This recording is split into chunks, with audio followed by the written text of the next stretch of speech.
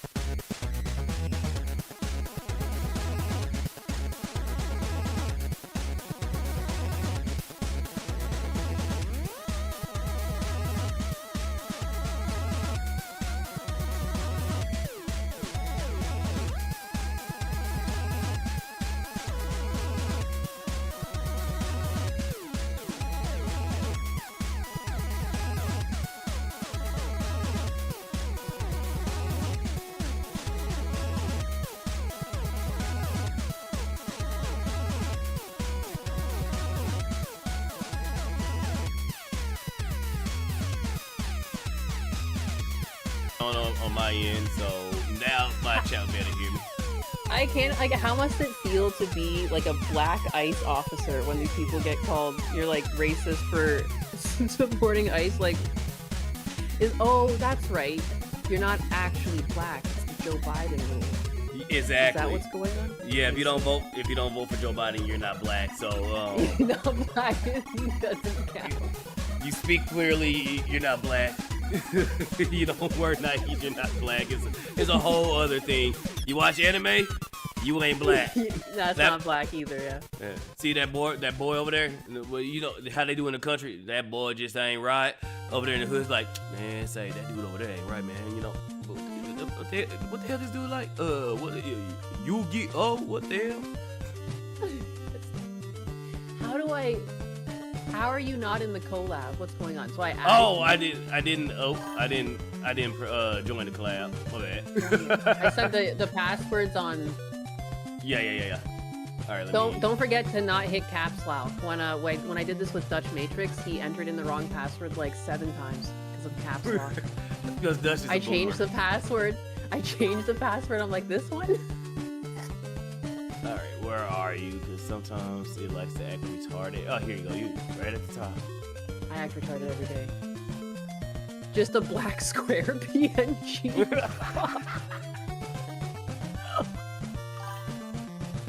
You gotta show your black squares, chat. Where's the black squares? I don't see them. That means you guys are racist too. Oh my god, that'd be diabolical. The whole Yakuza is racist. Y'all hate black people. It's been proven. It's proven. Yakuza hates black people. Confirmed. Mm-hmm. No, yeah, there's people that support ICE here. What do you mean I'm slacking steel bear? Sorry, that's my chat. Censored. I love the panel of Biden siphoning away a woman's blackness. No, it's too good. It's too good. How do I go back to the menu? Alright, that should... Okay, why is it not letting me join? Spydr is gay. Dutch Matrix says that to me. Oh, Spydr is... Oh, yeah, I'm happy. And we all know that I'm a lesbian, Dutch. I don't know why you even tried that. Lesbian. That's bold. Oh, are you gonna drop in? I saw you connected. I know It takes a second sometimes for the model to show up. Probably mine might show up faster on yours because mine's is simple. Yours is kind of simple as well, so it shouldn't take that long for you to pop up on my screen. You call me fucking simple, boy? Yeah. You call me fucking simple. You are simple. I am a little simple. I am a little simple around the edges. It's true. It's true. All right. That's what Biden does when he smells people's heads. He's breathing in their melanin. That's fucking terrifying. Look at you. You're gonna be color shifted on my screen. Oh no. Hawaii. She already bleaching me, chat. She's already don't like this melanin. Oh. It's too melanated for me. No, it's because to get this color pink, I had to cheat. That's my dark secret. Oh, you had to cheat? Oh, you didn't have to use any bleach or any kind like that? Mm-mm. Oh, wait, I got an outline. Oh, crap. Yeah. How did you do that? Hello? Because I had put effects on. Look, I can make you like my child. I rotated myself. Like I'm holding you. All right, here's my little black child, so you know I'm not racist. I've been adopted, chat. Now Nyanus is my mother. She went from Granny Nyanus to now she's my mother. I'm like that fucking actress that adopted only black kids. I can't, I'm dying. I need to put you up. Oh my god. This is proof she's not racist, chat. The first thing she does when I pops in is grabs me and hugs me and starts rocking me like a little child. She is definitely a man, chat. She is as strong as a man. I'm fucking crying. I should be able to do that to you. You come into my chat. I just treat you like a baby. Already. Oh my god, I'm crying. Anyways, we're like fucking locked together now. What is going on? What's a good way to position this? Oh, here. Let me go ahead and do it on my mother there. I don't know, we're just fucking together now. We're like, it looks like we're joined at the We're joined at the hip. Well, on Nyanus' end, so chat, on Nyanus' end, we're joined at the hip. On my end, we actually look like we're just talking. We Siamese twins. Everything's awkward over here. Mother got some planning to do. One half came out white, the other half came out black. Right? Okay. So There we go. So did I try to eat you in the womb, or did you try to eat me? How did this happen? I came out bigger, and I probably Uh-huh. have manlier hands, so I definitely tried to eat you. So Just being you a got true liberal. so she got my hands by eating me. So if she wants to talk about she's manlier than me, you took my hands, woman. She took my hands. You look down. You got like really nice, elegant hands. I got Girl, pretty thank beautiful hands for my beautiful melanin on this beautiful skin. Meanwhile, you got this cracked out, hardened man hands over here. I do. I need to update my model. My model's lying. She's got dainty little hands. That's not real. Thanks to that. Careful, That's Funny, not she'll give real. you. She already gave you the hands. She stole my hands from me, Chad. She took my hands. She took my hands, Chad. She tried to eat me, Chad. She thought I was a chocolate bar, and she tried to eat me. Her own little brother. And she talk about her older brothers bullying her. Yanka, thank you for the one kid. She talk about her older brothers bullying her, and look what she done to me. As soon as I get here, she used to starts fight bullying back. me. I mean, I'd still fight back. I'll fight you. You fight me? All right, we'll fight. What's up? Does that make me racist because you're black, or am I not allowed to fight you? No, Or how does this work? I don't know. But then you can't hit me because I'm a girl? Can we No, just not throw fists at one another? No, It has to be technically like a you're battle a guy. of the minds? No, you're a Oh, guy yeah, in real it's true. life, so technically. Everyone's a guy on the internet. It's one of the rules. Oh yeah, so yeah, I can fight you and feel no consequence. That's crazy. In a video game. In a video game, yes, only in the video game chat. We can't abuse our OCs, even though they're bullies, and even though they hate us, we can't abuse them. Oh yeah, I hate chat. Golem's half botched circumcision leftover with the 10,000 in the chirp. I need to add you to my my title. I'm just adding you to my titles. Yeah, I gotta do everything. I pretty much just jumped on and I should have had the thumbnail and everything ready, but I was like, dude, I fucking completely got. I don't know why yesterday I thought it was Wednesday, and then today I somehow thought it was Tuesday again. I don't really know where my brain's been at, but you got hella I completely drunk. skipped up. Yeah. That's what happened. It happens. It happens. Alright, and then...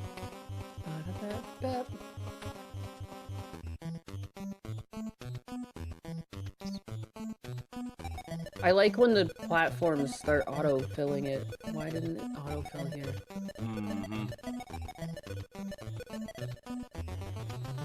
I could probably do that too while we're No, I actually got you. I just need to add you though. I just put 9. I need to add you.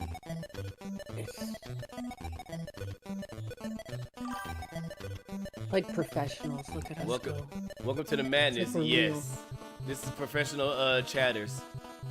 Welcome. I mean, not chatters, professional streamers chat. Only the most professional stream is happening right now. This is why we make all the big bucks streaming. Chat, we're the best streamers. Second to none. I heard of other great streamers, but not like Nyanus. Oh, don't say that about me. I'll die. She's the very best. I'll fucking beat you up. You stop that. You can't beat me up. Stop it now. You can't beat me up. It's racist if you beat me up. It would be. Oh, now it's racist. Now it's fucking racist. Yeah, I can play that card now. Goalpost shifting. Goalpost. Are you sure you're not leftist? That's pretty fucking crazy. I'm center right. That means I can bounce to the left anytime. What do you mean? These goalposts can move if I want them to. Exactly. All right, we're gonna watch the Quarter Pounder. You know this guy? Yeah, I used to be affiliated with his fake company, coffee brand coffee. So hearing about this, no way. Yeah, I had an affiliate. As soon as I found out that his shit might be fake, like white labeled, I removed all my Oh, what's wrong with the white label, huh? You racist or something? Hell yeah, I'm racist. Don't sit here and claim that you're organic and you got a white label on your shit. No, fuck that bullshit. I'm sorry. How far can I go? I'm sorry. No, you can go as far as you want. Alright, yeah. Are you gonna share your No screen? Am I sharing it with you? Am I not?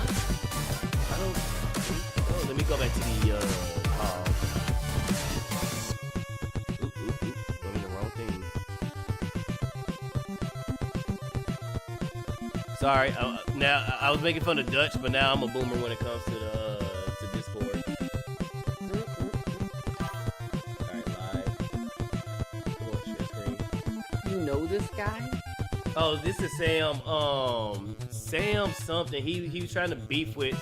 Hang on, chat. Let me block the screen because I ain't trying to leak the DM, so I moved Discord over to my main screen.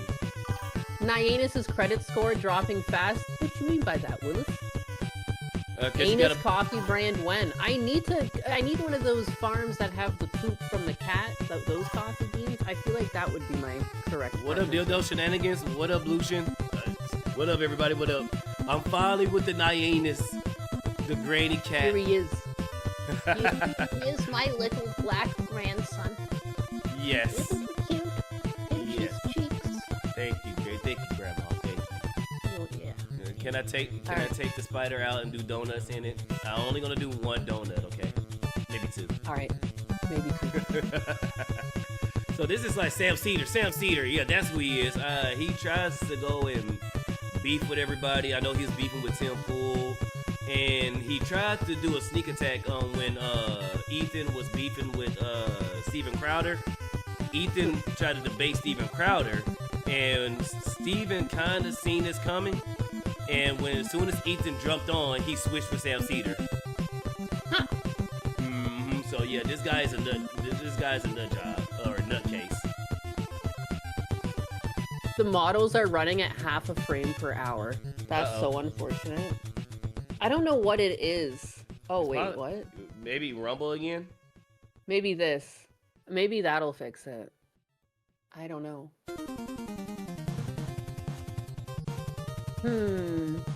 Obligatory mail on stream reading. Massive Doge with the $4.99. See, look, chat. See, look, wait, hold on, hang on. Mail on stream, yes. Gecko. But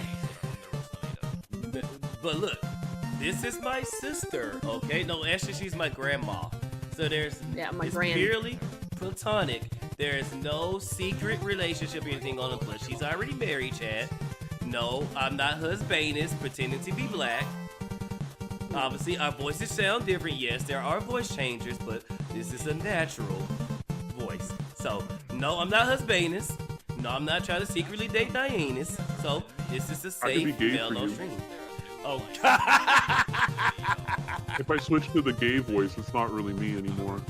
Well, no, technically that is gayness. Because it is gayness. No, actually it is you. This is gayness. Instead of anus, this is gayness. No, this is your natural.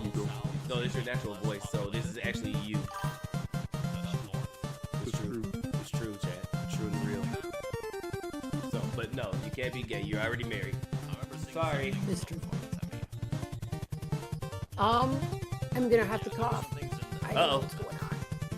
Breathe, Nyanus. Breathe. Anyways, yeah, no, someone even asked earlier, I have to go to the dentist. I have to go to the dentist at 3 o'clock, so, I mean, obviously I can't watch this whole thing. It's 3 hours long. And we know husbandess isn't black. I mean, didn't Nyanus show a picture of him, of his skin a little bit one time? He's black where it counts. We're not beating the allegations already, goddamn. Wealthy when there is doubt about his net worth, yet poor when fundraising through the guise of desperation. Holy shit, he's been losing his hair. Yeah, he looks unhealthy. He is. You know? Like, damn. Like, his skin just looks unhealthy, you know? Yeah, he's not taking care of himself. He's not going outside. He's staying, well, the time I can see why he ain't going outside because he's a freak, but you can tell he's mainly in his basement or wherever his office is, not really going out. Oh, yeah. Well over $1 million a year just on Poggers. Jeremy has an extensive history of fundraising for every facet of his business, but also a history of videos displaying his over $10,000 RC track with custom baseball mixers, his $10,000 in trading car packs, which he opens live, and his saltwater. Does he still try and grift and say he's broke or something? Is that what's going on? What Yeah. a fucking... I can't stand these people. Yeah, because I think last year he was trying to say that he, a lot of people try to blast him and say that his coffee brand coffee was actually, had him in debt of like $300,000. So I don't know if that's still true or not. But considering everything that's happening now, it might be the case. Apparently the stream's really laggy. I dropped Rumble. Uh-oh. Giggity. What's this, a frame every 12 seconds? I mean, let me see if mine's is not to poach your It's probably me. This was happening when I was streaming with Dutch. Yeah, that is Something a big ass about- fish tank. And probably saltwater too. It's probably something about running the collab server at the same time. Taking all the resources. Yeah, mine's How do are... other people do this? Probably Probably me. me. This This was was happening when I was streaming with... It probably because you have a lot too, because I know you have a lot of channels going on, or like with your overlays and stuff. So that might be taking a lot of resources as well. Yeah, because on my end, it seems like we're good on my end. Yeah, mine's are... Probably because you have a lot too. I know you have a lot of... That fish tank is as big as your living room, bro. That fish tank is my living room. God damn. Is it... Kick is smooth as always? It's just YouTube doing it. So yeah, go to Kick, y'all. And then plus with Kick, Nyanus already will get more, just for more American penny dollars for y'all being a Kick. And then with y'all engaging in Kick, she also get chat in she get paid for chat. Smooth as always. God damn it, I can't talk. Basically, if y'all chat in her chat and Kick, she gets paid for it. So simply Not just yet, but once I get to that level. No. That's Really? that's for this chat just being there. Like if you just have people there, you get paid for that. But if they're chat engagement, because I get paid for chat engagement, and I just cleared 100 followers on Kick. Oh wow. So yeah, so it's simply engaging in Nyanus chat on Kick, she will get paid more money. Oh damn. Fear of FEMA, didn't you start something last time and it helped? Last time I dropped my Rumble stream and it helped, but apparently it's still not working, huh? Massive background feedback loop on somebody's end. It might be me. Let me cut that off. Let me cut that off. Yeah, that's probably me. Yeah. Sorry about that, y'all. That was... Oh, I cut this off. That's why. On my R.I.P. Rumble. I cut that off on my She end. fixed the issue with Dutch. I mean, I can stop YouTube and start it back up with less. Or can I? So the 'Cause it's more we already running. harass you, the more you get paid. Yes, but only on Kick. Twitch doesn't do that. So if you want to go to Kick, and then better too, you don't have to deal with ads on Kick as well. So no more getting interrupted. We back. Okay, so dropping Rumble fixed it, apparently. Thank you, Dutch Matrix, for the follow on Kick. So yes, harassing me on wasn't me. Kick gets me more money. So yes, that you can bully me plenty. For engagement, totally organic. This optimist is not a bot. He's a very real boy. Yes, he is. Think devoid of Whoops. living fish, but not of aggressive monetization. Here is the fish funeral fund. Coverage of Jeremy's What the family hell? is often coupled with stories What? A fish Damn. funeral fund? He of killed his his struggles fish. with irritable bowel syndrome and his penchant for urinating around his home. What? Is weird. Thank you, Johnny Ortiz, for the follow. Thank you. Decline of viewership, and respect for him have induced rappers further his decline and increased interest in history which he desires to conceal. Omega Zero, Reddit thank you. forced. Dude, it's crazy that he does takedowns of people for like making fun of him when like these are the things he said and shown on screen. He said that he would piss anywhere in his house. Dude, people are gonna make fun of you. Like, I'm so sorry. Like, what? Yeah, don't This- do it. If you don't want people to, make fun of you, one, don't say that you're gonna do it, and then two, don't actually do it. Yeah, what the fuck? What the Is Jeremy fuck? Hambley. What truly motivates him? And why does he have over 10 channels spread across his nearly 2 decades on YouTube? An important part of grifting is to sell with confidence or with purpose, not in the belief of the product, but for the sake of personal gain. Jeremy Hambley in the 2000s discovered that he was Uh-oh. seemingly good at two things: computer repair through his employment at a computer repair shop and persuasion. This is a type of skill that I had realized working fixing computers, that I was good with people. I was good with sales. I was good with relationships. I was really good. I thought they was gonna show what he told predators not to hide their stuff when they send it to a tech expert. Or he used to catch a lot of people with spicy, not good spicy material. Let's say the bad spicy material on their computers. And he on camera says, "Hey guys, if you're gonna have that stuff on your computer, how about you get rid of it before you send it to us?" And everybody's like, "Bro, why would you say that?" Yeah, what? Yep. Enrolling in management. He's just trying to protect them. Systems courses at the University of Wisconsin-Whitewater discovered he was not good at two things, just one. It was really just hardcore coding, which I'm awful at. Jeremy struggled with his programming classes, often skipping classes to instead stay home and drink. In a single semester, I've been drinking. He was placed under scholastic probation. Just stay home and drink. Dip below what the University of Wisconsin-Whitewater was willing to accept. Jeremy, through a tribunal, was given a chance to explain why he should be allowed to return to the college. I decided to go into my tribunal and say, like, look, I'm changing my major. I think I'd be really good in marketing, and here are the many reasons why. I also said, I'm having problems with my girlfriend and being away from home because I knew how to play on people's heartstrings, you know? Jeremy's emotional... Oh. Oof. Wow. What a self-admit that he's just like, yeah, I manipulate people. Yeah, I'm good at it. So what? So the God complex makes sense now. He was saying this before he even had money. Yeah. He was just like, yeah, I can manipulate people. I'm good at it. Cool. Ooh. What a totally normal thing to say. What, like, what? Like, when would this ever come up in a sentence, like, out of your mouth, you know? Back when I people manipulate didn't... people. Yeah, back when people didn't think saying stuff online would actually come back, you know, because back in the day, you can say and do stuff and don't fear that it will ever come back to bite you in the ass. Now, when everything's being recorded and things can come back, it's like, ugh. And the internet autists, like, fucking find this, because, like, how the fuck did you even track this down? I feel like police departments don't do investigations this deep sometimes. Like, I'm impressed the scraping people did on this. Like, the police departments, the CIA, the FBI needs to hire people at Kiwi Farms and Madam Savvy. That's what they need to hire, because you piss those people off, they will find everything about you. I don't know how these people... Bro. It's scary. Anxiety with the two, but Nyanus gives so much. She's begging to be bullied. I'll bully you. Don't make me bully you back. You guys ain't even seen me. I'll go full Hassan. I've never disrespected my chat like Hassan, you know? See, right now, chat, her power level is low. Don't let her get over 9,000, then it's game over. Weaponized autism. Yes. To the max. He worked.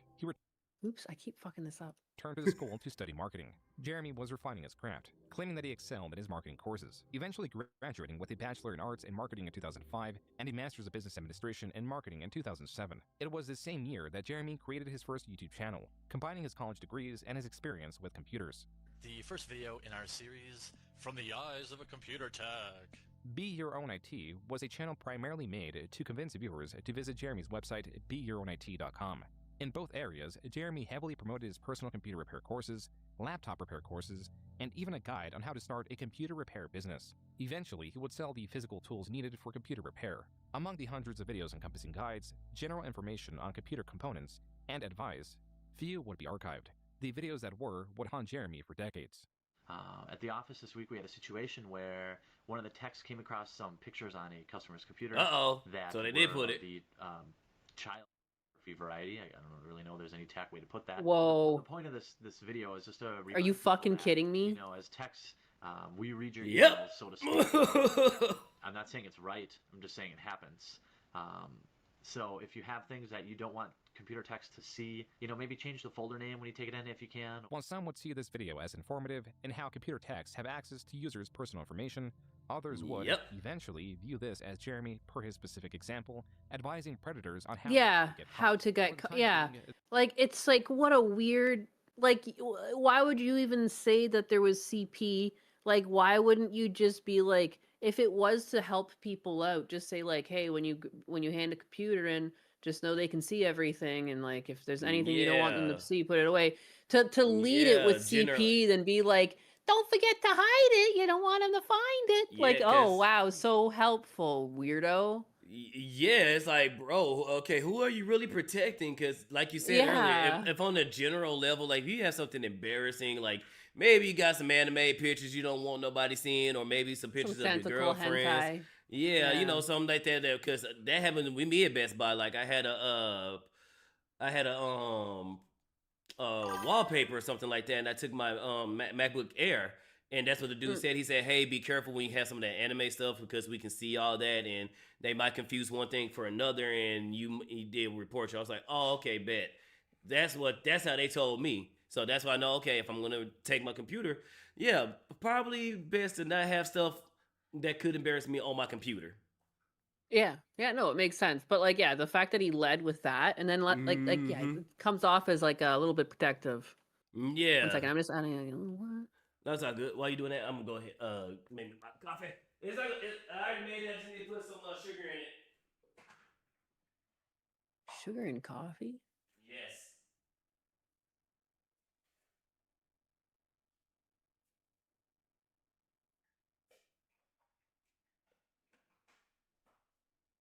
It's better than having sugar in your tank.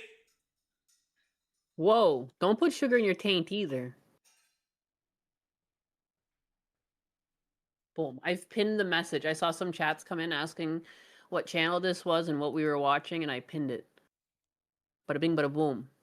And not everybody can drink that coffee black, Nyanus. Mm-hmm. I drink it with cream. This video was buried under popular Cream. No, I was gonna say videos something. of questionable quality. Jeremy soon moved on from this channel, not from disinterest, but rather the interest of who Jeremy claims was a venture capitalist, or VC. Some VC guy bought that channel from me, and I think I got $160,000. So I got a big check. This was when I was 22 years old, 23 years old. Side note, it is impossible What for up, Jeremy Memories to of start Ray? a YouTube channel at the age of I mean, 22 or Remy, 23. what's up? With his year of birth being 1983, it would place the transaction in 2005 or 2006, a year or two before his channel was even created. Regardless, Jeremy's claim does seem to Kick hold some bellies. merit. As early as 2011, there were different hosts on the Be Your Own IT channel. With this potential transaction, the possible selling of the Be Your Own IT channel, something changed with Jeremy's outlook on YouTube. Suddenly, channel growth could translate directly to revenue. The grift, as it were, was not entirely in the selling of products through his personal websites. It could now also be to sell a channel and the website coupled to it. This could explain RC Nightmare, a channel established August 27, 2010. As Be Your Own IT drew from Jeremy's experience with computers, RC Nightmare drew from Jeremy and his best friend Brandon's enthusiasm for RC cars. Specifically higher-end, customizable, remote control vehicles. I've always wanted one of these. They're Yeah, those actually things really are- expensive to get into, though. It's a couple $100, and like the platform, and I went around looking for used ones. I went like to like a flea market, and I saw Yeah. some. The guys still wanted like $300 for them. I was like, holy shit! Sheesh. Yeah, I was like, Oh, go ahead. No, go ahead. no, it's Yeah, just lame. I want one.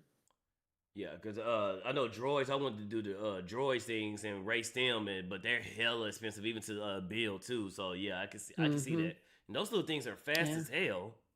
They're so cool. They're so cool, and like you can get so many different shells for them and everything. Like, damn. Surpass 100. I ended up just like tickling the itch. We went out and got some RC Jeeps. They're pretty cool, and they were on sale. We got them at Walmart. Pretty dope. Oh, nice. Jeremy and Brandon began by uploading videos focusing on unboxing cars and tutorial videos on how to optimize or install components. Brandon was adept in the verbal. Yeah, look at these things. Yeah. I'm jealous. Bro, that looks cool. Look at as that hell. shelf. Dynamics to even the thermodynamics, Brandon speedily named off components and even their composition. Jeremy, however, often spoke of personal anecdotes and the superficial qualities of the vehicles, sometimes even struggling to remove the vehicle from its cardboard platform. I'm actually a little bit better prepared to get this thing out of here. So I won't do my fat guy struggles bit, albeit I know that's a crowd pleaser. You never thought to have scissors? You'll get a little taste here. Oh my god. Scissors. Like an ape. Jeremy's. Regardless, there was not as much demand for information. Usually, too, it's just like some sort of twisted plastic on the bottom. They're pretty nice boxes these days. Like, they're just like, you know, like... on remote control vehicles. There's like some fucking twist ties or something under there. My God. Computer repair. Naturally, this was an issue. What an animal. Significant traffic. Jeremy could not grow his accompanying When you start website collecting, you'll understand why you keep the making it boxes, both chat. difficult to sell and more difficult to bring advertisers on too. While Jeremy did utilize his tested strategy of nearly daily uploads, he also found a new way to boost both his channel's growth and his website's growth, even if it was artificial. Oh, look at that. Yeah, like there's like zip ties down there. Subscribers we get on YouTube, we're going to give away a truck, up to 10 trucks. If we get all the subscribers in the next week, we'll give them all away this week. All that we ask is that you subscribe to our YouTube channel, come over to our forum, have at least 10 posts in the forum. Now, these can be questions, comments, or answers, and reply to one blog post. That's it. This strategy appeared to have worked. Jeremy announced a winner on November 16, 2010, and a different set of winners in January 2011. 117 participants amounts to over 1,000 forum posts. Just 1 month later, Jeremy made another RC-related channel, focusing on RC discussion with both Brandon and Jeremy present. And in June, Jeremy promised free t-shirts to any user that reaches 100 posts on the RC Nightmare forum. These are... He's like a mountain in that. Yeah, he's always been a big boy. Damn. He got bigger there. He looked large. Mm-hmm. What are you taking pictures of? Oh my God, Blue's passed out behind me. That's why. That's cute. Do you know kick bounties? Like, I got everything blocked and they made it through and they got it verified check mark. I don't know what a bounty is. I'm an it's on old lady. Yeah, they Anxiety with the 2. Oh yeah, I already read that one. Doobaderp with the 2. Nyanus is funny that she can match Mr. Electric. Who's Mr. Electric? Yeah, I kind of want to ban this person, but they got a verified badge and they don't follow me. I set my thing to follow only, so I don't know. I don't know if it's actually a kick person or I don't know. I kind of want to ban them. Are you shit talking them? Are they shit talking you? What's going on? No, I have a kick bounties. Kick Go Live app just dropped. Go outside and touch grass. 5 streamers with 100 subs each, and then they posted a link, and it's confusing me because I got my stuff on follow only, and they can't share a link, but they got through. So I'm like, maybe they are from the website. I don't know, man. Yeah, I kind of want to ban them. Imagine it actually is like a dev or like someone working for Kick, and they're like, "What the fuck?" Yeah, because I'm scared of people posting links and somebody clicking and get hacked. You know, that's fair. That's fair. Yeah, but yeah. Grimhost, you're late. What did you miss? Not much. We were just like beginning to watch this quartering video that again I don't think we'll be able to finish, but oh yeah, that's a beefy. Just learning a little bit about Jeremy Hambley. The Life and Time. In June, Jeremy was running yet another giveaway. Rather than focusing on forum posts, the condition to win was based on referrals, either to RC Nightmare or Friend of RC. Not included was the third channel in the expanding network, under RC Flight School, covering remote control planes. Following this pattern, that's what the I RC wanted to Skipper do. channel was created on July 1st, covering remote control boats. These channels, relative to RC Nightmare, saw very little growth, possibly due to their lack of uploads. Though RC Nightmare would see some monetization through advertisements and an online marketplace the following year, Jeremy evidently grew weary of solely focusing on RC vehicles. This explains the existence of Score10bucks.com, a website run by Jeremy. It is also tied to this Twitter account under his name, Jeremy Hambley. As for the website, Jeremy appears to have been drop shipping select DVDs. Quote, here's what we're doing with our advertising budget. Instead of building tons of websites to promote these DVD releases or buying up ad space, we spend our budget on $10 gift cards to a major online retailer. Everyone likes free money, and getting $10 for buying a DVD is essentially getting a DVD for free. Unquote. This website, apparent from the lack of updates, was abandoned the same month it was erected. Jeremy, unrelenting, created yet another website known as Marketing Sheriff. As with Be Your Own IT and RC Nightmare, this website had a forum, accompanying tutorials through the Marketing Sheriff YouTube channel. It offered one-on-one. I don't know how to. Quote, Marketing Sheriff also. What's the name for it? But I know what he's doing. It's because it's part of marketing, but it's. I forgot what it's called, but basically he's trying to do the whole "you give me this to get that" type of thing. Yeah. Yeah, he's so weird though too. Like he just keeps pivot shifting to the next thing. Like he's addicted to like a get rich quick scheme. Like I want to flip over and get it to a part where I can sell it and then buy another. Like But like, what are even these companies?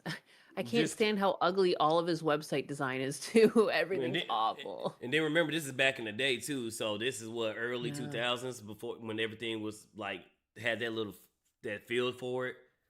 Yeah. Level Listen. online marketing video lessons, elite contract negotiations, and members-only forums of experts to get your questions answered right away. The Deputy Program is a group of the world's top-performing online marketing, design, contract negotiation, and all things business-oriented. What in the fuck kind of sentence is even that? Yeah, we got big things here, the best of the best, the top performers, you know, the big names in marketing. Trust us. We got all the online business right here, baby. Mm-hmm. Just That get it literally for, said nothing. Yep. Because who are the top performers? Where are the pictures? What are the names? This, what do they do? This is LinkedIn posting before LinkedIn existed. This is just Yup. some fucking buzzwords, dog. Yep. Holy crap. Unquote. According to Jeremy, marketing sheriff and focusing on servicing higher-end clients would be his main revenue stream. Similarly successful was MTG Headquarters, a channel based on the popular trading card game Magic the Gathering. What's up, guys? Jeremy and Brandon here. I from think he still has that MTG channel because I think that Headquarters. was that the channel that he striked Kino Casino on. It was one of those type of channels. I remember MTG. I think it was actually that one that he used to strike Kino Casino. Strike. Oh, he went and got an old channel. Ew, what Yeah, a 'cause that- fucking nasty little shit. Because when he went in his What a little browsers, bitch. it had that email that said, "Thank you for your report," and it said I remember MTG. that, yeah. I think so. This is the one he used to strike Yeah, Kino Casino. Kino Casino. Wow, what a little bitch. What's up for Magic the Gathering? How's it going? While Brandon would make appearances on MTG Headquarters, this channel was largely run by Jeremy. Rather than focusing on the strategic elements of the game, Jeremy centered his content on unboxing card sets. There were still more channels to be made, such as Team RCN and RCS Spotlight. Both of these Quartering was a master at search engine optimization. I agree. I Mhm. agree. Like, and obviously he learned that from his marketing degree. Because he figured out the algorithm Jesus. hella fast. Yeah, he did. channels were soon abandoned, as was the fate for all of Jeremy's RC-related channels. As in early 2013, Brandon had Damn, moved, this dude making made frequent like uploads 10, unfeasible 15 and decreasing channels. Jeremy's God passion damn. for the channel. Scummy little So fat many douche. channels. Yeah. This will be the last time I explain it. Brandon didn't leave, he got a job. And his job took him to Kentucky, and I'm very happy for him. The RC videos soon paused across the board. Jeremy claims to have sold an RC channel, but is unspecific with which one. You know, and then I started a channel about RC cars, and I sold that. None of the aforementioned channels have seen any uploads outside of Brandon or Jeremy. Mm. Perhaps he means he sold the website. Only that too would be devoid of updates for years to come. Even the bottom of the website's homepage displays Brandon and Jeremy as the owners. Whatever the case, the RC channels and website remain largely inactive. Jeremy's focus instead was placed on his Magic the Gathering channel and his vlog/self-improvement channel, Me vs. Me. The latter was established under two goals: to lose weight from a starting point of 346 pounds and to Damn. drink less.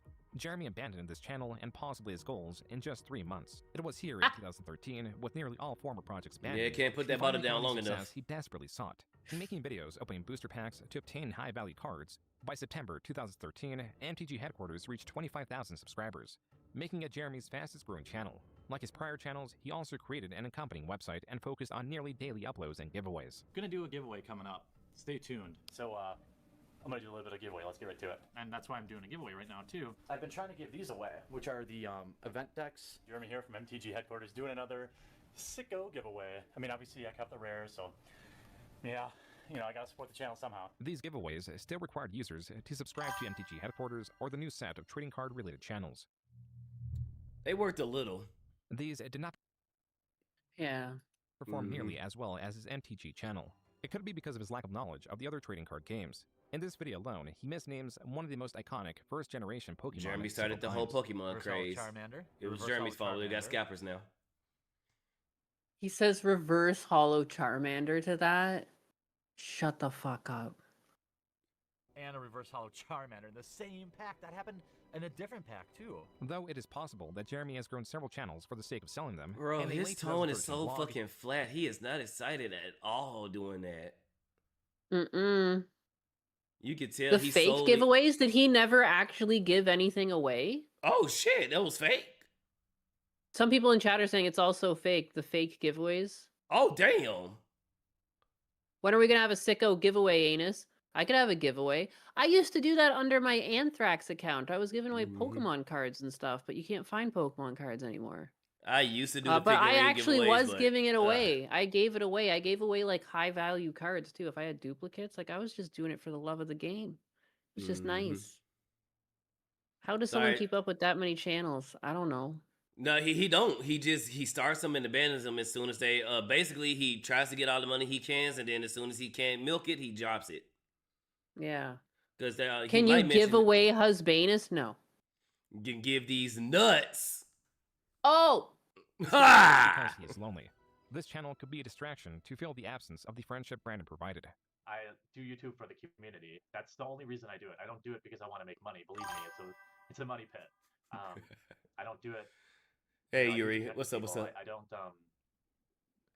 He just loves to connect with people. But like, I don't have friends that. Well, I have very few friends really in general, and that's not because I wasn't popular, not because it's just life happens. And when you get older, you just don't connect with the same people you used to. While Jeremy's loneliness is there, as he would later describe. I mean, previously too, he said that he's really good at tugging at people's heartstrings. Maybe people just don't want to hang out with you anymore, Jeremy. Yeah, They're maybe tired of being manipulated. Yeah, they clock you and they say, "Yeah, this guy.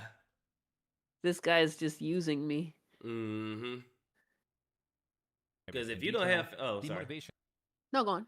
No, I'm saying because if you come to this point and all your friends dissolve, what is the common denominator of all this? You, buddy. Yeah, exactly. To grow his channel was also likely monetary. Whatever the case, no matter how large his channel would get, he would always desire more. Even with MTG headquarters at 54,000 subscribers, his largest channel ever, it was still not enough. How do we get to 100,000? How do we continue to fulfill the mission statement that is basically to grow the game and grow such an amazing community? It's a mission. You guys have been truly awesome. So I've opened a store. Grow the game. But, what I'm decided to do here Bro, is his eyes are black right there. Damn. Yeah. Patreon. I'm going to use it to do amazing things. I've got so many things planned for the website. Gecko Chaser, thank you for the follow. 100% of it's going to go right back into the site. Jeremy claims he would use the Patreon money to incorporate applications into the MTG headquarters website, and to have 5 dedicated writers for it. I know, it's, God, I hate e-begging. It's He hates e-begging. All his channels has been begging. Everything's been a beg so far, and he's just like, man, I really hate e-begging. I just think this is a great way for us to work together. Jeremy already into the bottle there. I agree. The MTG community is better and better and better. And get up and I'm take like, why notice is he so and really put sweaty? together Why is some it? awesome tools? Boy's been drinking already. MTGheadquarters.com, which is essentially Like, that is just so unhealthy. How is this like years ago? And oh my God, man. Like, are you iron deficient or something? Like, you I'm should probably saying see a he's doctor. pale. He is pale as fuck, and then like I said, the black under his eyes. So Buddy has been. Don't get me wrong. I respect the grind, but damn. Yeah, like that's not a good look. Holy crap. Jeremy, now 7 years into creating videos Pasty. on YouTube, began to refine his approach, where he began simply asking. Using your friends as a way to make money and for drama will definitely do a lot to drive them away. You don't say, Spartan Trigger. True and real. Real and true. For users to subscribe, and it evolved with giveaways. He was now incorporating purpose and community, especially if they don't get a kickback from it. Yet there was still room for improvement. His Patreon, as per the Wayback Machine, would not even reach the second milestone. And though Jeremy vowed to grow the MTG community, his efforts and finances were not entirely there. As in late 2014, he created another channel unrelated to Magic the Gathering, trading cards, remote control vehicles, or even tech support. Hey there, I'm Jeremy, and you've come to that part of YouTube where you might be wondering how the heck you got here. Together, with my beautiful wife and our best friend Brandon, we're about as obsessed with the arcade as anyone, specifically the crane one. So obsessed, in fact, that we've already bought 4 different machines and have them in our houses. Clawstruck was Jeremy. So goofy. Whoa, a claw machine in your house. Wow. And then that's another thing. He claims to be broke, but he's always buying shit, expensive shit at that. Those crane games ain't cheap. God, it's like a psychopath, though. His acting there was so forced. He got so goofy at the end. Inside our house. Oh, his first wife? This is a different wife? Oh, Lord have mercy. That's his... Wait, so that's not the same wife? So this is a different... God damn. I don't know much about this guy. I don't know much about him. I'm learning so much. Me and Brandon from his channel. Although Brandon had moved away, Jeremy was dead set on moving near him. Time had passed, and I kicked around the idea of moving to Louisville, and well, I've decided that I'm going to do that, and I'm looking for a home there, and it's going to have a big yard, one that I can put RC track in. For the time being, in early 2015, Jeremy set his sights on yet another project. Not a website or YouTube channel, but an application he named Game Finder. The word Finder is missing an E in the same style of Grindr, the location-based LGBTQ dating app. Likewise, Game Finder was an app for its users to find one another. The criteria were the users sought a person. I was like, whoa, he had a grinder too? Are we getting into it? And it's like, no, he made something called Game Finder. Whew. I was like, we're gonna get spicy in here. I'm about to say, a lot of questions just got answered right there. Oh, she's development on Kickstarter, and it released just 3 months later. This isn't a dead application whose owner is cashing in. In fact, the next pro is, in addition to being free, Game Finder currently is without any ads or even an upgrade cost. Well, that was the professor from the channel Tolarian Community College. Like Jeremy, the professor runs a Magic the Gathering-based channel. This is someone that Jeremy met at a convention earlier in the year. The professor was one of the creators Jeremy got along with. The same cannot be said about Wedge from the Nyanus, a creator that counts. Birding Cat Belly, pretty sure Jer's been married to the same person since 18 with the $4.99. Oh, okay, so just one wife. He got lied to on the internet? That's crazy. Lucian, I don't do it to make money, but it's very obvious. Like, yeah. Dober Buddy with the 100. Germany is beginning to look so unstable as times go on. He's taking on the shining vibes to another level. Mm-hmm. And then let's see, Drago. Oh no, this is a wave. Oh, hi from Nyanus, lurking open stream in the side. Okay, thank you for the lurk. And then Lucian, he probably sells his wives. Yeah, he's a cook, but I don't think he sells the wives. I think he just enjoys it. And then is that Rich from Review Tech? That looks like Rich. Yeah, who is that? The fat guy. Donnie says Phil looks healthier than the quarter ounce. That's crazy. It's true. That is crazy. Phil's looking like the pinnacle of health compared to the quarter pounder. Yeah, when you losing the field, you know you fucking up. Shit. Fans and creators because Jeremy was to be in attendance. All this is explained in this video from Darium CCG. So even with Jeremy being somewhat infamous in the Magic community, channels like Tolarian Community College were willing to be fair when assessing Game Finder. While the professor praised the app's lack of advertisements or predatory monetization, his complaints echoed the major issues users had with the app, describing it as simplistic and lacking in features. While Jeremy was aware of these complaints and sought to add more social elements to the app's main plight, according to Jeremy, was that it never hit critical mass. It was never able to reach a wider audience on launch day, meaning users would download the app to find few people online. Jeremy claims the app also had budgeting issues, such as spending too much on rewards for Kickstarter backers and too much on the development cost of the app, claiming to have spent $10,000 to $20,000 more of his own money to market it. If what Jeremy says is true, then MTG headquarters would be more to him than a device for monetary gain. If anything, Jeremy was building a sort of reliance on YouTube. There was something about seeing his channel grow that would excite him, that gave him purpose. This could explain the ever-increasing giveaways, and why he has yet to sell this channel. If growing the channel gives him purpose, then what happens when the growth slows? When the video's earnings begin to drop?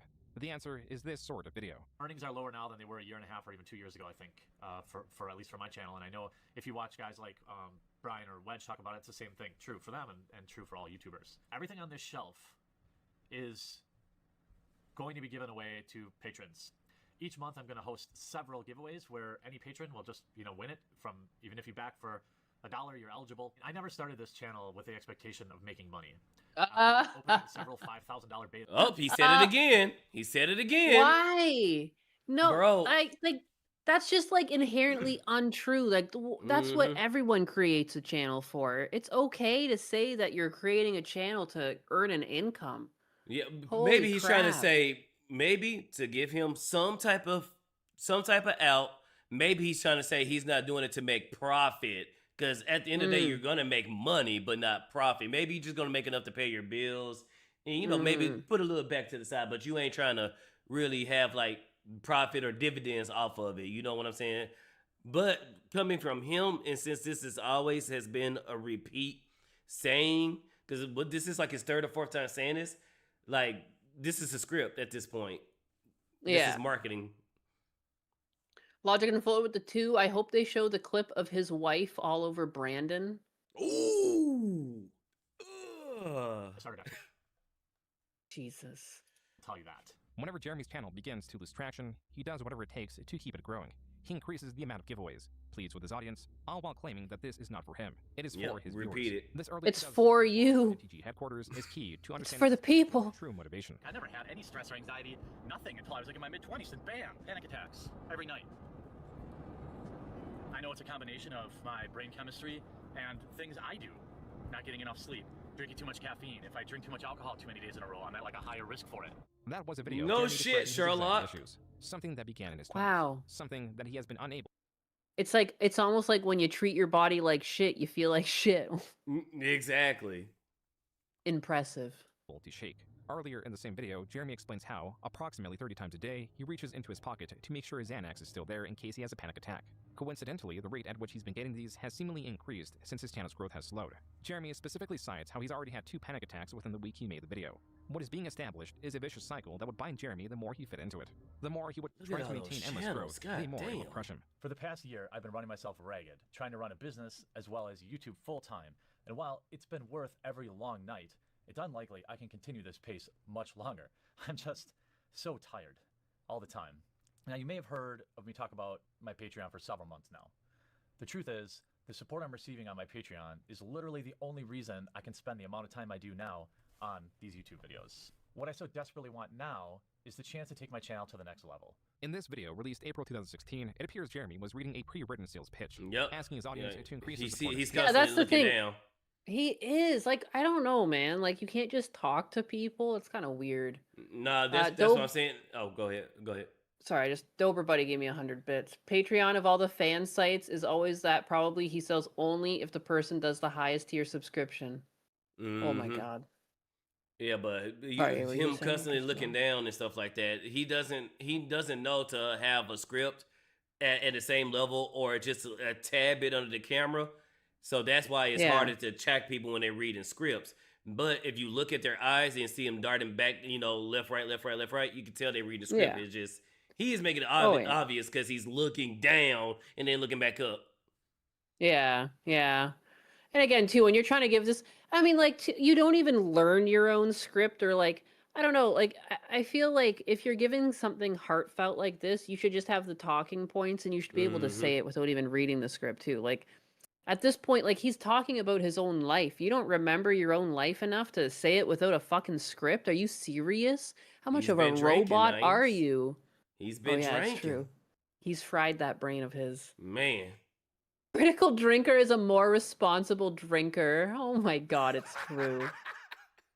He's got drinker in the name, and even he's just like, holy shit, man, take care of yourself. And he's sharp. The drinker looks healthy. Too. Yeah, he looks healthy too. You see pictures of him out and about, and he looks healthy for his age, Yeah. Allowing Jeremy to reduce the time spent on his plans for marketing the sheriff, claiming it is for better or more diverse content on MTG headquarters. While Jeremy did make good on diversifying his content with the increase of collaborations, interviews with Magic the Gathering artists, and even PowerPoint presentation guides, none of these videos could trump his simple, effortless, card-opening videos. As much as Jeremy desired to change and improve into something superior, he could not find any footholds, and was slipping into a breakdown. Now, I wish I'd done a lot of things differently. I wish I was friendlier with other Magic YouTube channels. I wish YouTube ad revenue... He fucking can't do it, though. We saw his back and forth with Craig. He's cold as a fucking... He can't help at all. He's so to himself. Like, he pulls up the ladder. Like, like there were some really, like, casual conversational topics he was trying to cover with him, and he just gave him nothing. There was times he didn't even respond at all. See, the quartering is one of the type of people, as long as you're useful to him or a chick, then he'll help you. He'll do this. He didn't see Craig as useful in anything, even though Craig has a lot of experience in the entertainment industry. He was in G4. He did a lot of talk shows and all that stuff. And, Craig don't know the whole YouTube thing. This is him just getting started doing his own thing separate from G4. And at first, Quartering was giving him advice and telling him how to do stuff. But I guess for whatever reason, Quartering didn't see him as useful. So he just, like you said, just went cold on him. And then when he found out that Craig had Melanie Mack, now it's some type of beef. And at first, there was no, like, even with the DMs where he was saying, what was it? No, I don't do talk shows just to do a talk show or a podcast. He said he didn't do podcasts just to do Yeah, he doesn't go on podcasts people's- later. Yeah, he said he doesn't go on people's podcasts too, and here he's like, "Oh, I regret not reaching out and doing things with more creators." No, you don't. Which He was only a thinks lie. Because he Yeah. went on Tim Pool's show. And then he went on Yeah, it's like earlier DSP. with, He'll only go to bigger numbers, only to bigger Yeah. numbers. You don't go down. You only go up.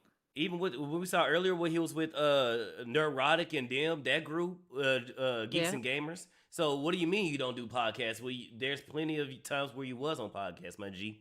But yeah. Yup. He's No, a yeah, ladder it's puller. just- Yeah, no, it's obnoxious. I can't stand fake motherfuckers. Mm-hmm. Yeah, this guy has marketing down. Yeah, no, and again too, like the reason why he holds on to Melanie Mack so much too, he's already admitted he knows how to emotionally manipulate people. Like Mhm. he needs her for his brand. Like, like I don't know if Melanie Mack realizes how much she's being used by him. I mean, Melanie It's Mack is kinda- she's She's like a useful idiot at this point for him. that, Because and she's how the way just all she on. and how the way she did Craig is like, because I had respect for Melanie. I met Melanie in Dallas with Eric July and them. She Yeah. seems cool, but She here does. lately- And she's just like, I don't know why she can't see through the quartering's lies is what it is. Like, like I think again she's in too, it for like the check. even if it was my friend, like if like he would never do this, but like if Gundo struck someone's channel like that, like I would fucking call him an idiot. Not that Gundo would ever do it, but you know what I mean? Even if Yeah. he's like my friend, like if Yeah. you're a real friend, you would hold them to a level of accountability you would expect out of a fucking rational adult. Like going after someone's livelihood is just like and again too, if you're so Christian, like how do you not find that incomprehensible? Like what are words? Who fucking cares? And like he said lots of cringy shit. Of course people are gonna make fun of him for it. Like that's being human. Like I don't understand why, I don't understand why she doesn't want to hold him accountable. Like it's like she just putting her like rose-colored glasses on. He can do no wrong. He's my friend. Well, your He's friend can paying make her a lot of mistake. money. Yeah. She already admitted that he pays her a lot of money, and even Craig said it. As soon as the quartering came up with a deal, she dipped instantly. Didn't break it down. Didn't give it a few days, and didn't do like a cool off period. She just jumped. yeah. She jumped ship instantly. I guess it's just sad because like I kind of expect like I don't know like these people who are always like they're saying she's like so big into the Christianity, and it's like but then you're so greedy, like it's kind of weird and like I don't know like for someone that reads their Bible all the time, like she does, like how do you not understand like there's more to life than money. Like money's like it's good to have money to be able to do stuff, but there's a limit to it, and like your morals count for something too. And she doesn't need him to make money, but to make more money she needs him, and that's kind of like sad, sad to see. And then with Melanie, Greed. she likes to dump the Bible, but she goes around and calls people faggots all day. Oops, God damn it. That's her. That's okay. Sorry. If you say it once or twice, it seems to be fine. It's like it's like repeated uses of things. Like I like to call Anna Valen's anal violence, but if I do it too many times, then I get hit. All right, So but it's like I think it's like a But for the safety of your channel, and I'm saying it as an example, not to be hateful. Twitch, YouTube, it's an example. But that's what she goes around. Yeah, you can say and- baguette. Baguette, yeah, But- okay. So she goes around saying baguette all the damn time, and it's like, okay, if you're supposed to be a Christian, if you're supposed to be, you do stuff like that, and it seems like when she's When it's clearly rage bait. Yeah, when she's yeah. starting to slow down, she goes doing it. Yeah. Isan Hassani, hi. But yeah, I don't know with Melanie. Like, I used to love her, but Yeah, when she same. Like, pulled and again, the it's like- whole, go ahead. The gamer, the weird Mhm. sexualization in games, and then like she has no problem sexualizing herself, and it was the Or double Laura standards. Croft. And, Laura Croft. Yeah. And Stellar Blade, like she flip flop because what's really different between Stellar Blade and the First Descendant? Like both of them had sexy clothing. I mean, the First Descendant had the woman dancing. The Stellar Blade really didn't, had Eve doing anything really sexual outside of the clothes. You know what I'm saying? Yeah. But there was really no difference in both those games. Both of them were great games. Both of them had Gooner content. But you like Stellar Blade over the other. And the other one, it wasn't even really sexual. It was just a guy panned the camera that way. Yep. so it's like, okay, and then you want to do this whole tirade of, oh yeah, we should ban porn in games, we should do this, we should do that. And it's like, where is this coming from? And Yeah, I that's where know. you got called out on, because I know she tried to say with Craig, oh, well, you defended or no, you allow Smash JT on your show while he was bashing me. And it's like, well, like Craig says, I'm not the internet janitor. If me, like, okay, I know this would never happen, but let's say me, you, and Dust Matrix are friends. Let's say for whatever reason, me and Dust Matrix got into a tizzy. I wouldn't then come to you and be like, oh, well, you still friends with Dutch? It's like, no, our problem, me and Dutch problems is not your problems, and vice versa. Yeah. You know what I'm saying? I'm not gonna sit here. Yeah, y'all two might be beefing. I'm still gonna be friends with both of y'all, but I'm not in it. Yeah. Now y'all can come to me and vent to me, and whatever you say to me won't go to the other. But if somebody try to bring me into it, I'm like, look, that is not my problem. No, yeah. I've had people, I hate that too. I've talked to like some content creators in DMs, and like sometimes there'll be like a leading question like, "Oh, I see you follow so and so." And I just like don't even respond. I just ignore. I pretend I don't even see the question. But it's happened like I want to say like 2 or 3 times, but it's been uncomfortable every time because it's just like I don't know what your fucking beef is with this person, like off rip. And it's just like we've barely started talking to one another, and like you're gonna bring up the fact I follow someone, like I hate it just makes it so hard. Yeah, it just makes it so hard. Like I can know everything you say from me forward, I'm gonna be taking with a grain of salt because I don't want to get close to you, because like if I ever say something wrong, you're gonna turn around and do the same to me. Because like I see nothing wrong with this content creator, and it's like it's always like, oh man, without knowing someone, without knowing the context, like without knowing history, and just like on like your introductory, like within your first 10 sentences you're talking about me following someone, like holy fuck, like exactly, I don't know that. Even if you're right to question the person, it just sets such a weird vibe without further context or like reasonings behind it, and like it comes off like policey, like are you gonna respect my friendship and unfollow them? Like what the fuck does that even mean? Like I don't exactly. Look, y'all's beef is y'all's wasn't beef. there for the beef. Yeah, that's between y'all. I ain't got nothing to do with it. My name is Bennett, and I ain't in it.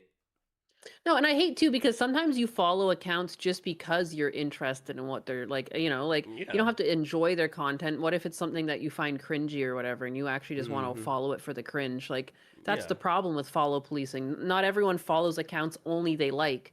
Like sometimes you do other stuff. Yeah, it might be art or anything. And it's like, okay, I like that, or oh, this person's funny. Like the people be shit posting and all that stuff. It's like, okay, I like that because I like seeing the memes they be dropping. This just because I follow them doesn't mean I agree with everything they say or I know them. Right? Let's keep watching this. But I can't change any of that, really. It was just a month later in May 2016. We're not going to make it very far in here. Women are playing Magic, and we're here to stay, and there are only going to be more of us. And that's kind of the conversation I want to have now, instead of just looking at us as something that is weird and to be studied. This panel was streamed and uploaded in video form. It is titled Women in Magic Panel and sits at only 22,000 views. It is not at all a video of major significance and is of 4 female judges discussing their experience in the Magic community. I saw with the color of thy hair, I knew. Like I hate this weird performative thing. They make it sound like you were never allowed in these things before. Like the same shit happened with like women in video games. You had all these people being like, women deserve. Dude, I had no problem. I've been playing video games since I was 5, 6 years old, and there was no fucking boy being like, you can't touch the keyboard. You're a girl. Like, you know what I mean? There was no barrier to entry. I hate this performative victimhood. Like, women in Magic the Gathering. Who fucking cares? Like an odd person gives you a look. Like they're probably just fucking weird people. If you're into Magic the Gathering, there are a lot of normal people into Magic the Gathering, and there's a lot of fucking weird shut-ins. They see like one weird shut-in, give them a weird look, and suddenly they're like, all men are bigots. Every man is a bigot. Most men are excited to have a girl that's interested in their hobby. What are you fucking talking about? Most straight men, like, you know what I mean? I couldn't imagine if I wasn't into cars, it would be miserable for Husbanus because he'd be trying to get cars or something, and I'd be like, oh, fuck cars, You want a girl to be into your hobbies. Like, this is a self-defeating, like, victimhood. You probably are all, like, licking cunts and shit. You kind of look like lesbians. Like, you know what I mean? Like, who are you to say what men think? Jesus Christ. They get one interaction, and they're like, every man is a fucking terrible person. I played yeah. League of Legends one time and there was one toxic male. Why are all men pigs? You know? Like, And y'all come into these spaces and y'all don't fully understand like Magic the Gathering and all this stuff is a male dominated thing. So of course there's gonna be shit talk. There's gonna be this and that's good. And we shit talk each the other. men shit talk each other too. Yeah, exactly. Like it's you're technically being brought into the herd by being shit talked. Like I don't think they recognize how men communicate.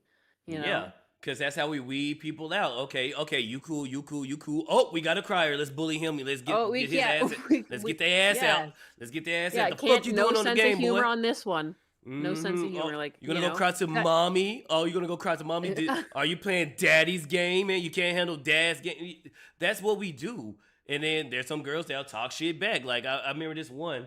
What was this one where the girl said the dude said something and the girl was like, you know what? I'm gonna go fuck your dad just to give him a child that he actually loves. I was like, damn. I'm like, damn. Yeah, that one was good. Cold. I know that one. That one was good. But yeah, that's all it is. Massive Doge with the $4.99. Quite the opposite. Most gamers get, oh my god, gamer girl. Yeah. For like every one hater these girls get, they get dozens of men just like falling head over heels for them. Like, you know, it's ridiculous. It's ridiculous. And guess what, girls, the two girls in my chat and maybe 5 girls in Nyanus chat, those annoying guys, we hate them too. Yeah. Yeah, that's the thing too. Like, I don't understand when people are like, all men are like this. It's like, no. Everyone hates assholes.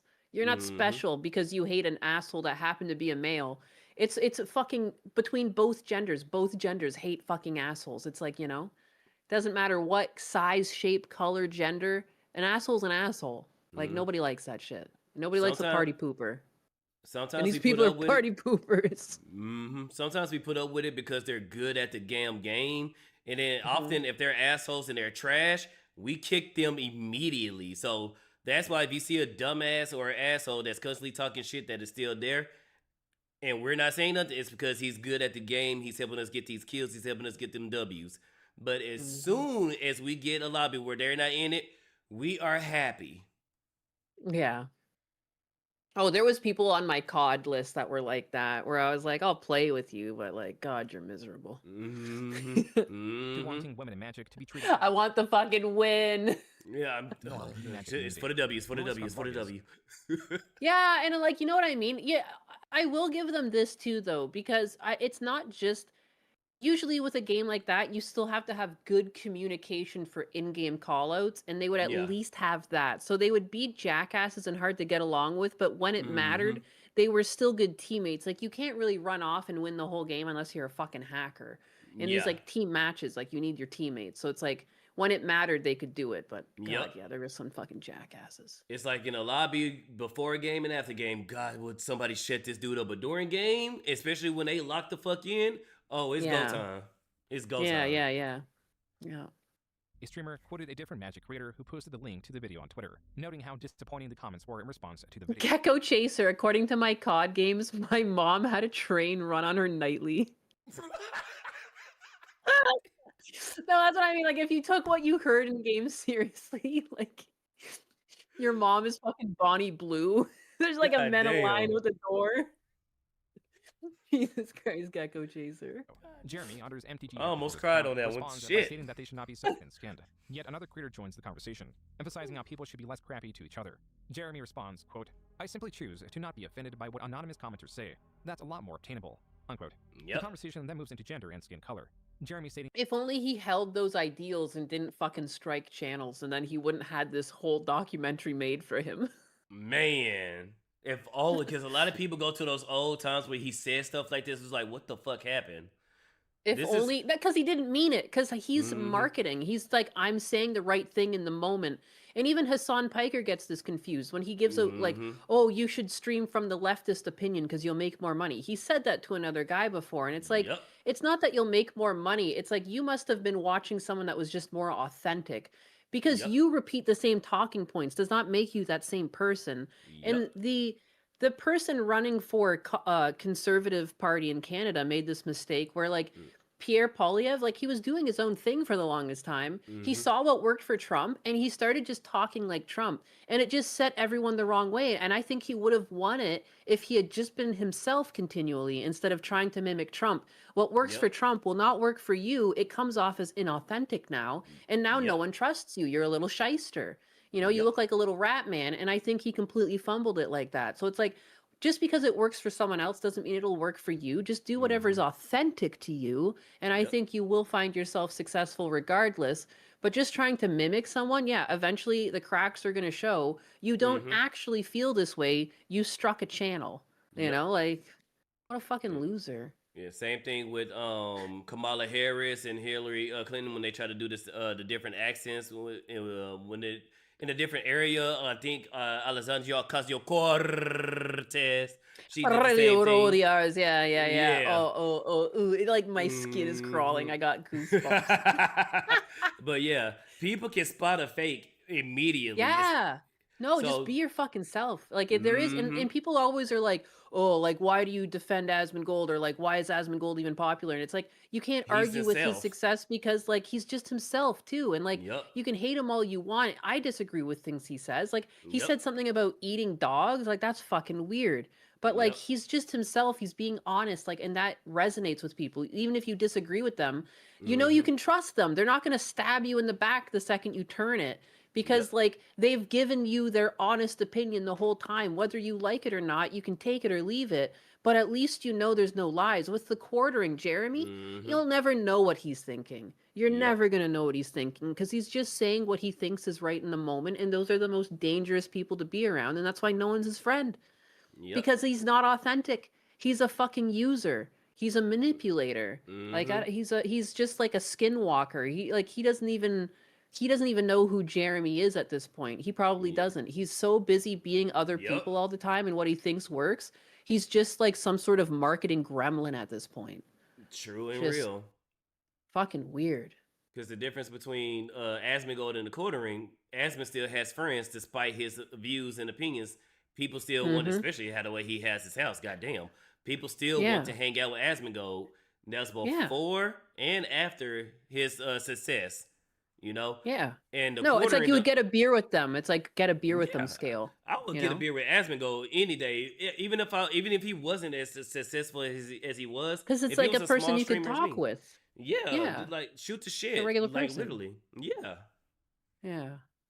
But yeah, I don't know. This guy just comes off as like phony as fuck. He's phony, boy. It is entirely irrelevant to Magic players, and how his penis does not in fact make him stronger. This kicked off a new set of tweets, not directed at any individual creator, rather the Magic community in general. Quote, so many mindless betas in the MTG community. Come on, sheep. Demand proof, statistics. You know, actual evidence. Attention, sheep. Formulate your own opinions. This is where the Being wrong quartering is was simply better born. than parroting popular opinion. Apparently, He's on the rage bait arc here, I guess. Here was Presenting a where the logical quartering alternative. was born. Here he is. To playing a victim means you hate women. I should have known better, lol. Going back to real world. This era of feminism gets lost in spending more time shaming actual conversation. I love women. They are every bit are equal. He loves their titties. Remember, he was watching a video the other day, and he's like, "It's a shame those tits have gone to waste." Man, that's like, What an brother, animal. what are we doing, bro? Attention, wrong. Nyanus, you sheep. I said out of pocket Sorry. stuff about my love for Kirsha, but bro, not like this, bro. Not like this. Jeremy would delete these tweets soon after posting. This will not stop them from being archived and immediately posted again on Twitter. This user takes note of his specific tweet and I wonder if he was drunk back then too when he was making these goddamn tweets. Yep. So everybody with the 100 biddies again, thank you. The quartering always having a false presence, like using a smiley face Halloween mask to hide his real safe. Yeah, no, I can't stand fake people. Yep. Like it just sets something off, and you naturally just gravitate away from those people because they like, Yep. that's just not good. to a comment about planeswalkers needing their own bathroom. Jeremy adding that they should send their urine into the aether. This was viewed as a commentary about the controversy of trans people requesting to use the bathroom of their gender identity. Jeremy responds to this screenshot with, quote, things turn toxic, so I clean them up. But yeah, you're right. Planeswalkers should use their own bathroom in the aether, kid. Unquote. I mean, this is what was going through my mind. You guys think that joke is transphobic? You Rum. think that joke makes me a monster? Let me show you what a monster is. Oh. Jeremy, Oh. down and act more aggressive. He's gonna unleash. On his commentary.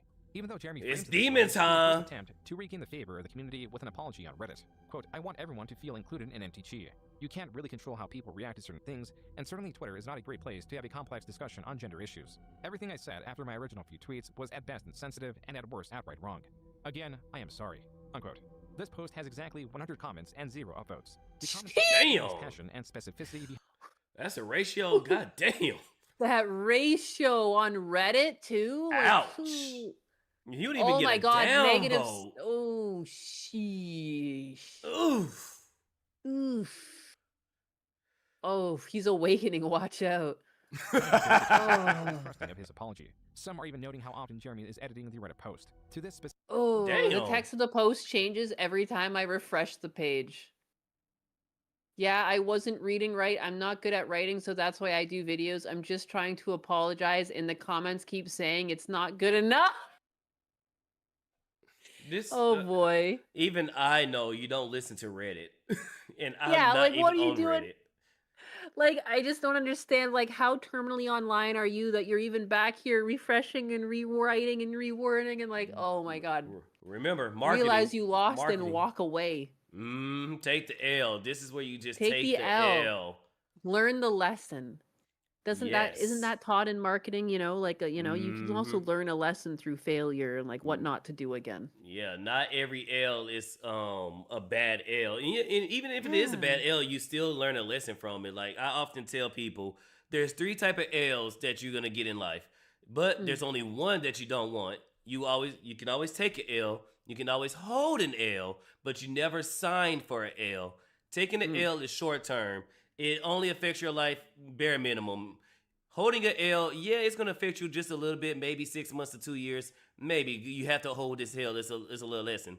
Signing for an L though, that affects your life massively. That's like going to jail. That's like doing something criminal. That's like you doing something stupid, jumping off a building and breaking your leg, and now you got a forever limp. That's signing for an L. You never want to sign for an L. Only take and hold an L because short-term discomfort, long-term lessons, and you can learn from that and be a wiser and better person from taking and holding L's. Yeah, Mr. J says, I've known people like Jer in real life, and they're utterly incapable of admitting any fault or making real apologies ever. I think everyone knows a little sociopath in their life like that, whether you met them in school or you work with them or something. And yeah, it's just obnoxious because like everyone makes mistakes. Like everything's not a competition. I don't know why people are so difficult in admitting their faults. Like I like getting better at things as I grow, you know? Like I look back at my 20s and think I'm retarded. Like I don't know why so many people are so confident in themselves. Like not to be like, you know, question everything and doubt yourself all the time, but like you should just understand that there's a lot to know out there in the world, you know? So like there's no way you know everything, and just the way things are served to us. Like you should question the way you hear news. Like I remember for the longest time I thought it was a fact that a dude was a pimple on a donkey's ass, and that's just something that people said on the schoolyard, and it's not real. You know, there's lots of things like that in life where you just kind of pick them up and you put them in your back pocket, and your brain stores it away as a fact, and there's no truth to it whatsoever. And like I know there's lots of things like that kicking around my brain, so I know inevitably I'm gonna say something that's wrong. And it's like it'd be weird to double down when it's factually untrue, but like you can't be embarrassed because your brain did what brains do, and that happens. We do file away things as factual, and we're not actually fully filled in on the facts. That's just how the brain works. Like that's just being human. You are not a computer processor. You will get things wrong. It's not a big deal. And like you should be able to be like, oh shit, whoops, you know, and move on from it. And depending on how long that memory has been stored, sometimes you might have it right, and then depending on how long it's been, your mind will warp it because it's trying to remember. If you don't constantly, it fills in the blanks. If you don't constantly check in on that specific memory, your mind will warp it. It's like AI when it hallucinates. That's what your brain actually does. That's why you'll remember stuff a lot different than, you know, what has happened. Especially because your perspective changes. Like some of the memories you have, if you had them when you're younger, it's like you're literally viewing the world differently. So like your brain might be filling in the blanks as an adult brain for what your child brain couldn't even comprehend at the moment. So it's like you can get things wrong all the fucking time. But and then is your brain like Chair Sama? No, Chair Sama's smarter than you. And then when it comes to So, yeah. Jeremy, it's like, bro, be satisfied where you at. Like, yeah, never be. How I said it. No, I was thinking about it early. There's always going to be a need for more. Always seek out more, but be satisfied where you at and never get greedy. You know, Yeah, don't get greedy. yeah, you always want more. You know what I'm saying? Always, okay, what can I do now? What can I do next? What can I do next? But always be happy where you at. Like, let's say if I was to become successful, I ain't gotta have the biggest house on the thing. Shit, I just need to get my bag, and I'm happy. And if I get bigger, hey, hell yeah. If I don't, I got my bag. Shit, I'm chilling. That's Yeah. it. Yeah, no, it's like he just wants more and more and more, and like I don't Mhm. think he ever, and part of it too, like he did mention like he's got a weird, like he seems to have a tick for it because he said he's got anxiety and he is drinking and he is doing bad things with himself. So clearly the success, there's something wrong with him, and he probably just needs like actual psychological help Maybe he because had a like real he's bad case of drinking and he imposter has all these syndrome. addictions regardless of how much money he makes. He'll Mhm. continue on like this, So Yep. there's clearly something wrong with him. Yeah, I think it's maybe a real bad case of imposter syndrome, maybe, or Yeah, who something maybe knows? beyond that. Because yeah, buddy, you're on top of the Probably the world, and cuckoldry. No, he's got something pathological going on. He's like, and again, too, like that could be a bad thing for other people, but inside his brain, like his wires do seem to be crossed. Like man, to even be motivated like this, like you're a strange individual on the inside. yeah, yeah. Specific comment, Jeremy responds, quote, "Yeah, it wasn't reading right. I'm not good at writing, so that's why I do videos. I'm just trying to apologize, and the comments keep saying it's not good enough." Unquote. Jeremy would address his tweets in video form. Drama over. Don't be a dick. I thought, I guess maybe I had to say that, but from what I'm seeing is you all just basically know that, It took about a month and a half for Jeremy to begin right where he left off. On I might Twitter, skip he ahead a changed his bit. name to MTG Shitlord okay. HQ, derisively called Wedge the Because I see there's like chapters here. I can Yeah. understand. I can almost kind of guess what he's going to be doing. He's going to burn his bridge in the MTG community at some point. Yep, You he's know? permabanned from the MTG, the Magic the Gathering community. Like they do not want him involved in anything. Just like kind of like how Tectone is banned in like what is it, Arc Knights? I think it's Arc Knights. Oh, I thought it was that anime branch of games, the Gotcha? Yeah. Gotcha? That's Arc Knights is a gotcha game. Oh, Arc Knights is a Gotcha game? Okay. So Mhm. like because yeah.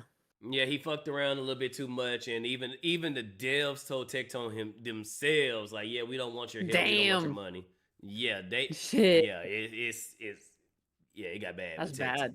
with Techie Boy, and I think the same thing probably happened with Genshin Jeremy Impact. here. Yeah, that's what I was thinking of. I was Oh, like, I it's can't think Genshin? of the fucking name. I thought it was Arc Knights. Okay. But No, yeah, I mean maybe it's Arc Knights too. I just for me, because someone in chat said Genshin Impact, Genshin. For me, that's what I knew of him. I don't know. Yeah. Genshin. Jeremy pressed on that there was no Snow strong evidence snoring. proving that he had harassed anyone throughout this period, even selling a shirt in that theme, which he allegedly donated the profits of. Show me the receipts.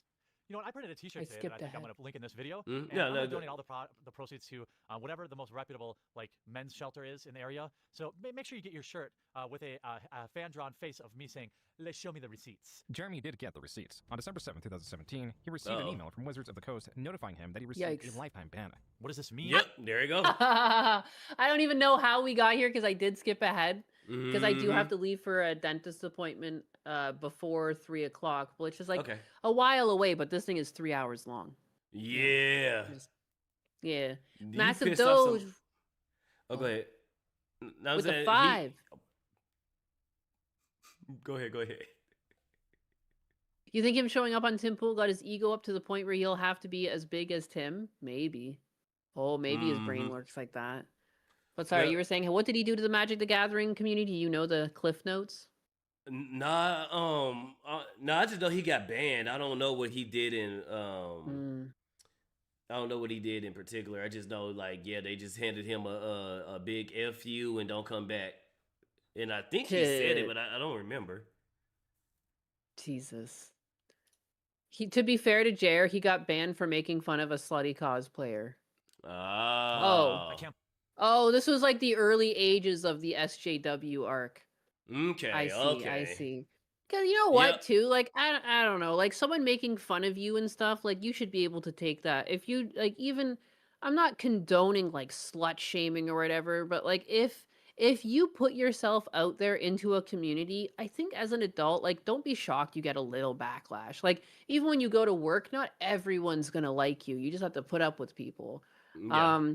You know, if it crosses the line into doxing and harassing and, like, hurting the person, but, like, if you just say a couple offhand comments, like, I mean, like, it's life. Like, what are words? I think sometimes people take words too seriously now. I don't really know Mm-hmm. exactly what was said and how much of it was said, but you know what I mean? Like, yeah, yikes. No, in the corner, he probably just said e thought is the e thought or whore is a whore, and bam, that's pretty much it. Because I think some people are allowed to have that opinion too, because, like, depending on how religious you are, like, some people will look at that as, like, sinful, and, like, Mm-hmm. depending on how much skin you're showing, and, like, I can't really blame people for being raised the way they're raised. Like, to me, like, the human body doesn't really elicit much. I did a lot of life drawing. Like, I feel like I've been desensitized to naked people.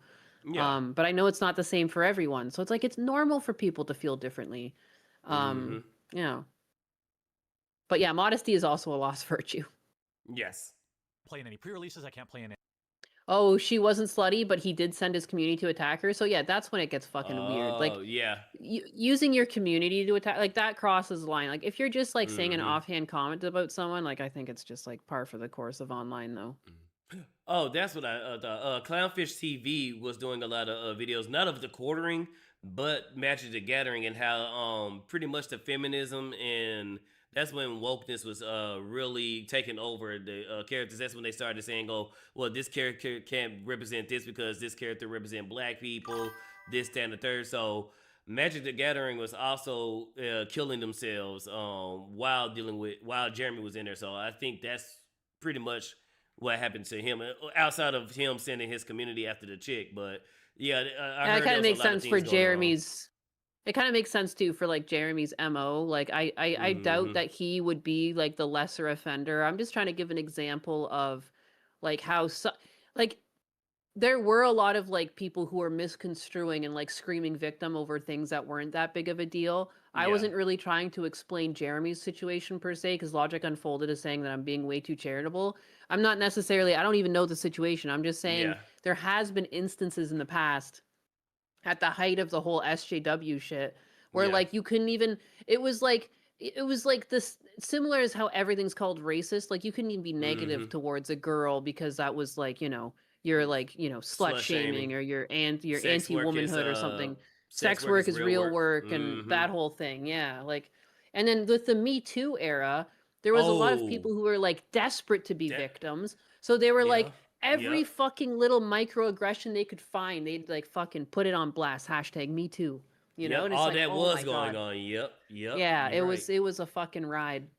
It Damn, was a a lot has ride. happened in the last 10, 12 years. God damn. The internet's gone through some cycles. Sorry, These Dutch. ancient events. I can't play online. In fact, they actually confiscated my entire Magic Online collection. Jeremy claimed to recoup the cost of his digital collection via PayPal chargebacks. As for the video announcing his ban, there is something seemingly sinister at play. At That's 10 minutes dirty. into That's the segment, tough. Jeremy began That's going through the dirty, evidence bro. Wizards of the Coast sent him, then informed their choice to ban him.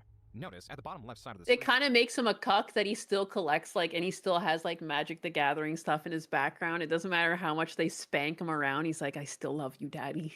Well, that's His Mike parents when he just got banned, so he probably hadn't took it down yet. But if that was like maybe 2-3 weeks ago and you still got this stuff up, I'm like, bro, I would have been to snatch that stuff out my wall. Oh, man. That there are 12 attachments. Attachment 1 is a tweet where he calls Bledge the Hamburglar. Attachment 2 is presumably a joke about trolling a friend. Attachment 3 is a tweet about trolling that same person and the professor. Attachment 4 appears to be another joke about wearing a shirt with the famous internet cartoon frog Pepe to trigger people. Attachment 5 is what appears to be another joke that includes Pepe. Attachment 6 looks to be a joke about concentration camps. Attachment 7 is Jeremy alluding to a Magic player having a quote-unquote pedo smile. Attachment 8 is Jeremy in response to an accusation where he encourages R-wording individuals. I am just like, the time frames on all of these. It looks like something that is Jeremy going over this on stream, but, like, you can see because of, like, he's been responding like every couple like few minutes, like responds by saying he would not even something's never changed. This is attachment 9 of 12. I love the ladies of Magic, but dudes who bring their girlfriends to stand over their shoulder every game are annoying as fuck. Teach them to play or go home. What's wrong with that? Am I not allowed to have an opinion? Love the ladies of Magic, but dudes who bring their girlfriends to stand over their shoulder every game are annoying as fuck. I mean, you just sound miserable. You sound miserable that your wife isn't there or something. Nah, he wants to be the guy that's standing over her. This is before he became a cuck. Am I not allowed to have an opinion? It only has 22 likes. Does he really think this is what got him kicked out of the MTG community? I doubt this is it. Nah, I think he just listened to, these are examples of why they banned him, and they was showing him everything he's done to lead up to the ban. So that's what he was going over. I mean, this is the evidence, okay? Jeremy plainly rants about this being the only evidence Wizards of the Coast presented against him. The screen then fades into his face cam. He failed to show whatever... I doubt it. I doubt it. He failed. There was other stuff there he didn't show, I bet. Yep. His last 3 attachments were. On the topic of deception is this screenshot of Jeremy defending himself in the third person, presumably failing to log into an alternate account to defend himself. It appears Jeremy is not being entirely honest to his community, and Jeremy has a possible motivation to be dishonest. You should subscribe to it so then I can send it to Polygon. So and he tell was them, using "Thanks an for the alt press," account. and all the new subscribers. Then you can just quietly unsubscribe if you don't like the content. So many of you are like sharing these videos. People are I'm seeing them on Facebook. People are signing up on Patreon. Like, this is crazy. How can I help? Well, I would love to be able to cover more of these games. I have a Patreon where if you want to, say, throw a few bucks, that would go a long way. I have a one-time donation link to the War Chest. That would help. All I can do hate now is eBay in set up a War chat. Chest on PayPal where people, if they choose to, please believe me that you don't have to. This is like literally the worst time to be shilling for this kind of stuff. But it goes without saying that money is power. Surrounded with all of these like random trinkets that cost like hundreds of dollars. He's just like, subscribe, give money to the war chest. You could start selling all your collectibles if you're really so strapped for cash. Yup. And the war all chest. of you that any money there, or people that decide to back on Patreon, so many of you have already, and I'm so thankful for that. 100% of that money goes back into the channels. Jeremy's promoting of his Patreon was for naught, because come February 2018, Ed would be banned because, quote, you recently doxed members. This is when I started watching the quartering. When I started, this is when I started watching them in 2018. Oh shit! You watched the quartering? My job at the time, I was driving. I dealt with insurance cars, and basically I drive a loader. And I moved the cars throughout the the yard, and our loaders had radio and Bluetooth radio, and we connected them to the speakers. And yeah, I was just rocking it, and the quartering was somewhat entertaining at the time. I was watching a whole bunch of stuff.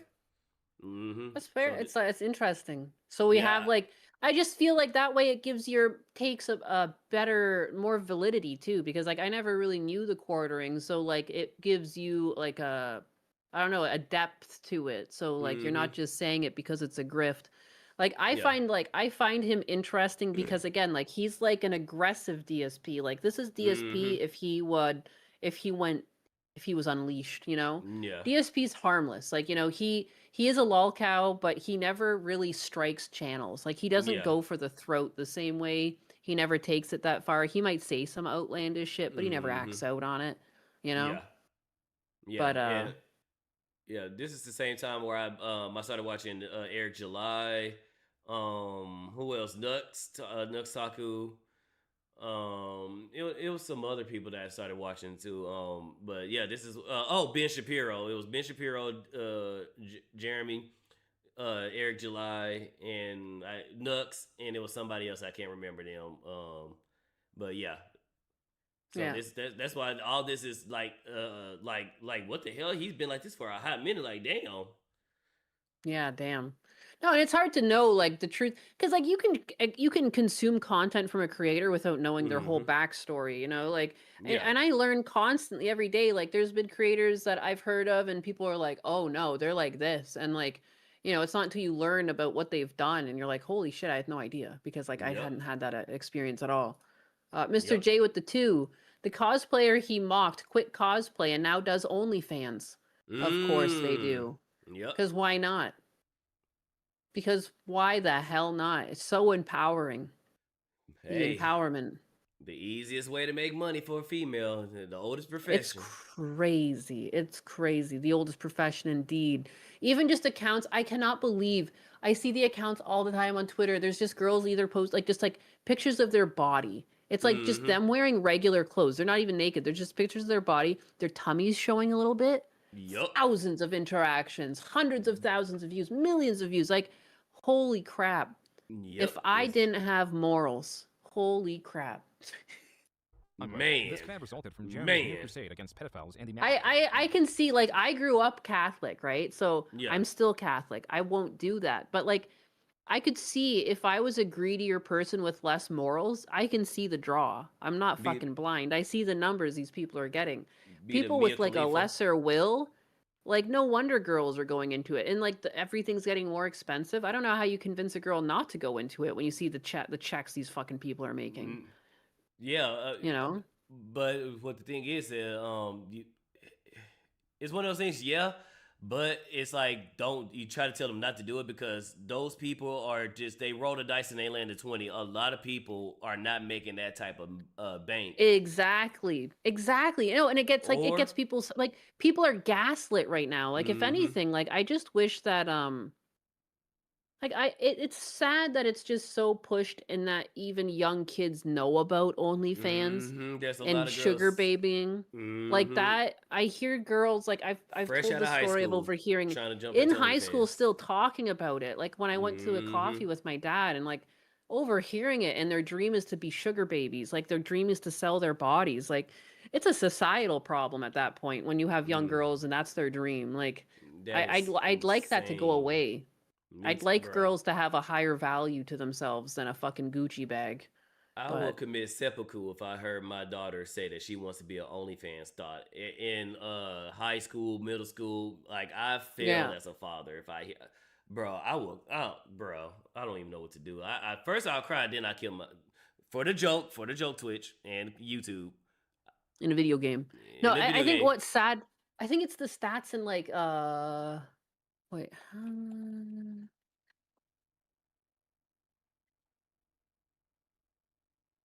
the stats on Las Vegas of how many girls are in, like, the sex trade, or whatever the hell you would call it. Mm. It's not the trade. Like, Wait, no, that's the wrong way to say it. The sex work. Yeah.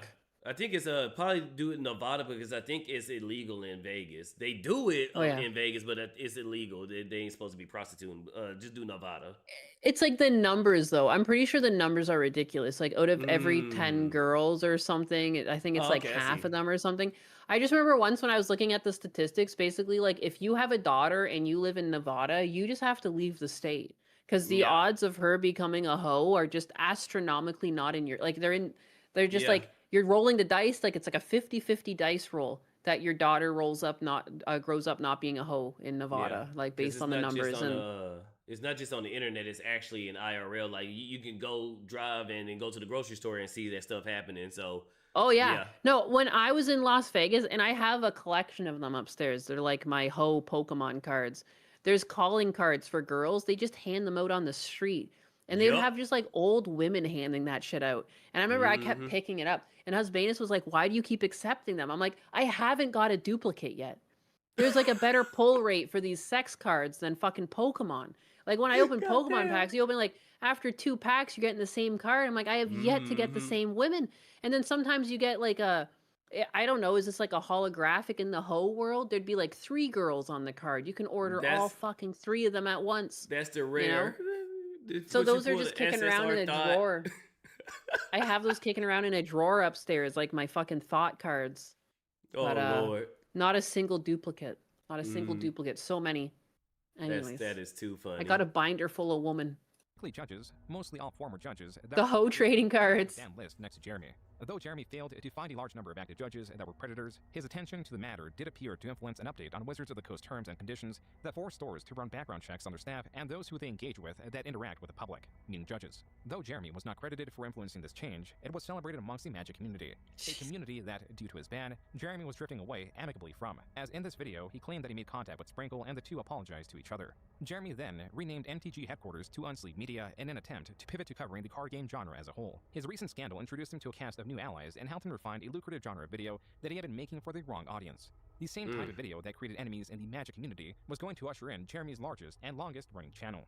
And all these people grew up to be the same fuckers in middle school that were like, well, if you don't subscribe to the popular idea, maybe Yanuka with the 10 kicks I missed. Thank you. then you're not cool. Or if you were poor, you weren't cool. Or if there's a whole variety of things that would make you outcast. But now, when they get older, they get a little power on Twitter, they can find more people that, it's like the blob.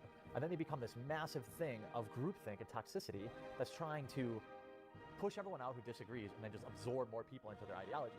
What I want to do, hopefully, with this channel is to push these conversations forward. Obviously, I don't want any bullshit SJW, but as always, SJW's always lies.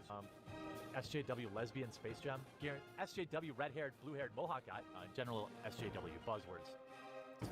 Lol cow, milking the feminist lol cow, down, classic SJW stuff. BuzzFeed hates man. Feminist agenda person, feminist propaganda. See, this is where I call him a cuck because he still got the magic stuff in his background. I see. Well, before they started switching to that. Oh, the Brie Larson arc. Brie Larson is going to help you.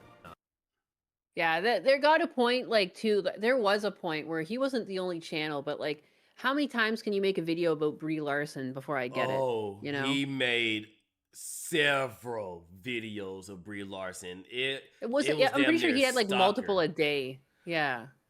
I think that dude Brie made Larson. hundreds of videos of Brie Larson. This dude was in a relationship in his head with that woman. Jesus. And that Brie Larson, Just you and me. all female, mega diverse MCU film directed by Brie Larson. Do it. Just posting, my 5th Brie Larson video in 30 days. Oh. Things like that. I'm already known as the guy who made 1,000 videos about Brie Larson. The action has got to be live. It's got to be in the moment. I also have to admit that I really dislike Brie Larson. Though Jeremy may be capable of having a nuanced discussion. Whoa, he's got the fucking Hulk on screen here. Why is this guy so green in this camera? The fuck? Vast majority of his videos, he certainly does not display it. In his past, his incuriousness and inability Discount to formulate Professor a cohesive Hulk. argument has forced him, time after time, to make videos reliant on emotion or sensationalism to draw an audience. This is why. Oh, is that the cosplayer he made fun of? That'd be a better question for Chad. I breakdowns didn't know in the that RC arc. channel often outperformed Jeremy's. It is also why Jeremy was relegated to opening packs of cards in a game known for its complexity and strategy, areas explored and dominated by his contemporaries. When forced to create meaningless content, the only variable Jeremy can control is content frequency. Card opening videos were easily replicable. It created competition that Jeremy admitted he could not compete with. Guys like Open Boosters came along and kind of slayed the beast in terms of, They had charisma. ultra rare. Yep, and the personality. I was just about to But say this is that. not the And the only time personality. Jeremy was outperformed by other channels. And also, there were a bunch of claw machine channels. Here's some deep lore. They were faking their wins. It's hard to compete winning a plush, Bart Simpson plush, when these, 15-year-old kids are winning Xboxes and. He's competing with 15-year-olds? Did I just hear that correctly? He's getting upset that he was being outdone at claw machines by 15-year-old children at this point? Damn. What in the fuck? You're upset that kids are excelling at something that kids should be good at? A claw machine?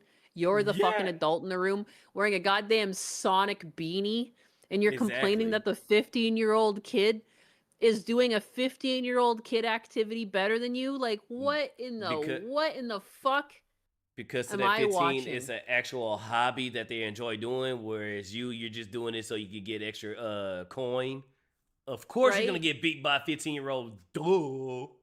I can't, you couldn't waterboard this info out of me. No, it's crazy. Yeah, the shit. He's like, Batman couldn't get the shit out of me, bro. I cannot understand. He burned himself. Like, I don't understand. Like, of course people make fun of you. I can't believe, again, everything comes back to the whole reason he struck Kino Casino was because he couldn't stand being made fun of. But when you say so many things, like, you can't be saying shit like this. Like, I just instinctively want to bully you right now. And I did. And I would continue if he was in the room. Like, you know what I mean? Like, embarrassing. Oh, and notice the Nyanus. Jeremy, he's on a podcast. I don't do podcasts. Remember when he told Craig? Oh yeah, he doesn't do podcasts. This must be some sort of alter ego. This is a fake Jeremy here. What the hell is this? Nah, Craig had something that that Jeremy didn't. Melanie. Yeah. No, yeah, look at all their faces too. Logic is right. He's like, look at the Friday Night Taistos, all their visible disdain. Yeah, they all kind of have a look about them. Yeah, Look I at just two. noticed I that. guarantee Yep. they're all. Ryan. You can't look at heel versus babyface. He's thinking exactly what we're talking right now. You got beat by a 15-year-old. And you're mad? It's That's like, why would you say that? Ryan is literally holding his mouth.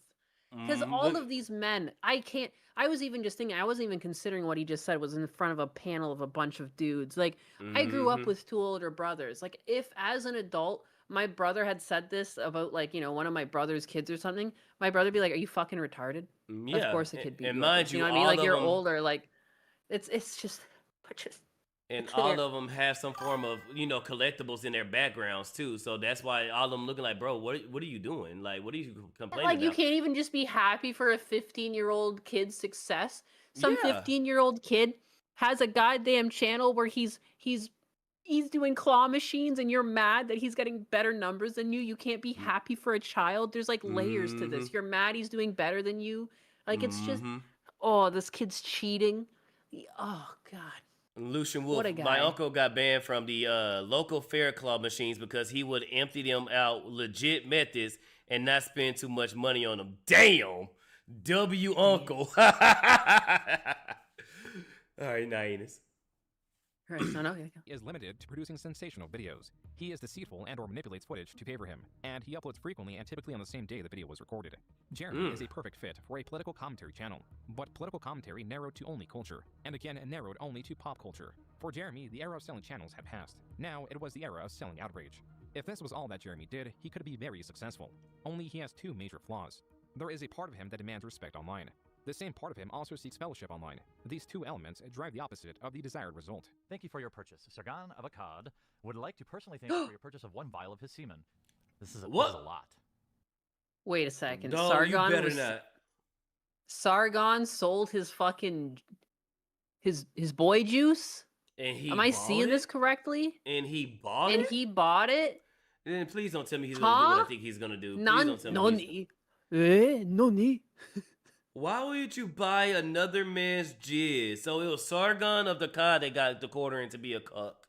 Because why would you buy another man's jizz, bro? This is Why? a troll? Okay, what? I okay, hope It's a and troll. pray. It's a troll. Okay. I'm like I'm like, what the fuck? Man, this had me. It's like Uncle Roger putting his knee down from the chair. This had me leaning forward, like, brother, what? I got it. Got me. He got me. This marketing guru. He got me with the Sargon jizz. I just, it was so, but that's the thing too, because it's so out of pocket. Like, why would you do this? Like, it's just, it says more about Jeremy than anything else. Yeah, I fell for it, but Jeremy thought of it, so. $20 is $20. I'm not the freak here. Here goes nothing. Oh, yeah. Can't say I've ever tasted anything like that before. It's almost like... Thank God I was made aware it was a joke. Thank God I was made aware it was a joke. I mean, I would have known it was a joke after he ate it. No, because some people. But like, doesn't this is still kind of weird. Even if it's not real semen, doing this bit, coming up with this bit, I feel like there's a great psych analogy here. I feel like someone could really deconstruct and describe. Is he closeted? Like, what is this? No, I'm saying because you did that because what straight man would think to swallow another man's jizz? I mean, don't get me wrong, straight men make gay jokes all the time, but there's a certain level or there's a certain limit or a certain line. I made my gay jokes before, but I would never think to drink or pretend to drink jizz. No. Yeah. No. Kind of weird. It's kind of weird. Kind of Jeremy. No, kind of gay, Jeremy. No offense. No offense. You kind of self snitching, bro. Like that. Something not right here. Cinnamon Toast Crunch, and you have just the cinnamon and milk at the bottom of the bowl. That was a video titled Sargon of Akkad's Semen Taste Test. Sargon of Akkad is a creator that makes similar videos to Jeremy. He is someone that Jeremy greatly admired enough to make this strange, sarcastic video because Coach Redpill, a creator in the same space as Jeremy, commented about such a thing. Coach Redpill asked me, actually stated, really, keep sucking on Sargon's dick, boy. V says that Sargon's cum tastes awfully good. So does it? Jeremy is not one to save face or cut his losses. This So someone asks you that, and then you actually try to do a bit about drinking it. Like Yeah, that would have What been an- a what that would have an been a turn around odd- and said, "Why you asking me? You go suck his dick. You go or find even out." just like, just move on from the comment too. You don't even have to Yeah. respond. Pick- To go even out of your picks- way to like pretend to drink demon, like what a fucking backflip routine. Like I wouldn't Mhm. even have thought of that. Yeah, I would just tell him, go find out yourself. Why you asking me? And Dutch Matrix, Pixel will call you gay for thinking about that. Yeah. Even Pixel, a gay man will call you gay for He's gay. Yeah, that's like gay Gay. shit. Bro, that's gay. That's what a gay person wants to do. Also, You know, Chris like, that Chan makes did it, sense. so you know people have done it. Chris Chan. See, Chris. What about Chris Chan? That's the guy who smashed his own mother, bro. So there's nothing Chris Chan wouldn't do. Literally. It's true. This exchange was the first domino. It would bring more confrontation, and that confrontation would have Jeremy reveal otherwise private information. On May 21st, 2018, Jeremy and Coach Red Pill confronted each other on a live stream. I'll How go many children education do you to have? education. How I'll many go house to children do house you have? with you. I'll go wife to wife with you. I'll go bank account to bank account with you. Oh, I don't think you want to go there. Okay, so Oh, I will. How many he children? loves doing that. He loves flexing I've got four that flexing agree his with money. Okay, so you're a shitty dad. Congratulations. Jeremy and Coach Red Pill also compared their Damn. subscriber count. Most importantly, the two compared their They did a dick measuring contest live on stream. Yeah, Jeremy loves doing that. Unbelievable. He loves trying to measure. Try to do it, measure dicks. That's his So favorite weird. go-to. estimated net worth. How many figures? Net probably. That just tells me you're super insecure about yourself, bro. If you have to every time Yeah. you get into an argument with somebody, oh well, my channel's bigger than yours. Oh my bank Oh, I account make bigger than more yours. money. I make more money than you. I got a Oh, nicer car than you. My house bigger. my wife is hotter than yours. Oh shit, wife's bigger boobies than yours. Mm-hmm. He drank. Oh wait. What? Dutch Matrix. He drank his own semen with orange Fanta. That's why I was making the comparison. But he actually drank it. No. Can Jeremy even see his own dick? Using Chris Chan as a metric for humanity is not a good idea, Dutch. Yeah, Chris Chan is. Let's just say I call God and Thanos for Chris Chan. I call for both the meteor and the Thanos snap for Chris Chan. Makes sense. That makes sense. Yeah, Chris Chan is. Yeah, that guy is a. Oh God.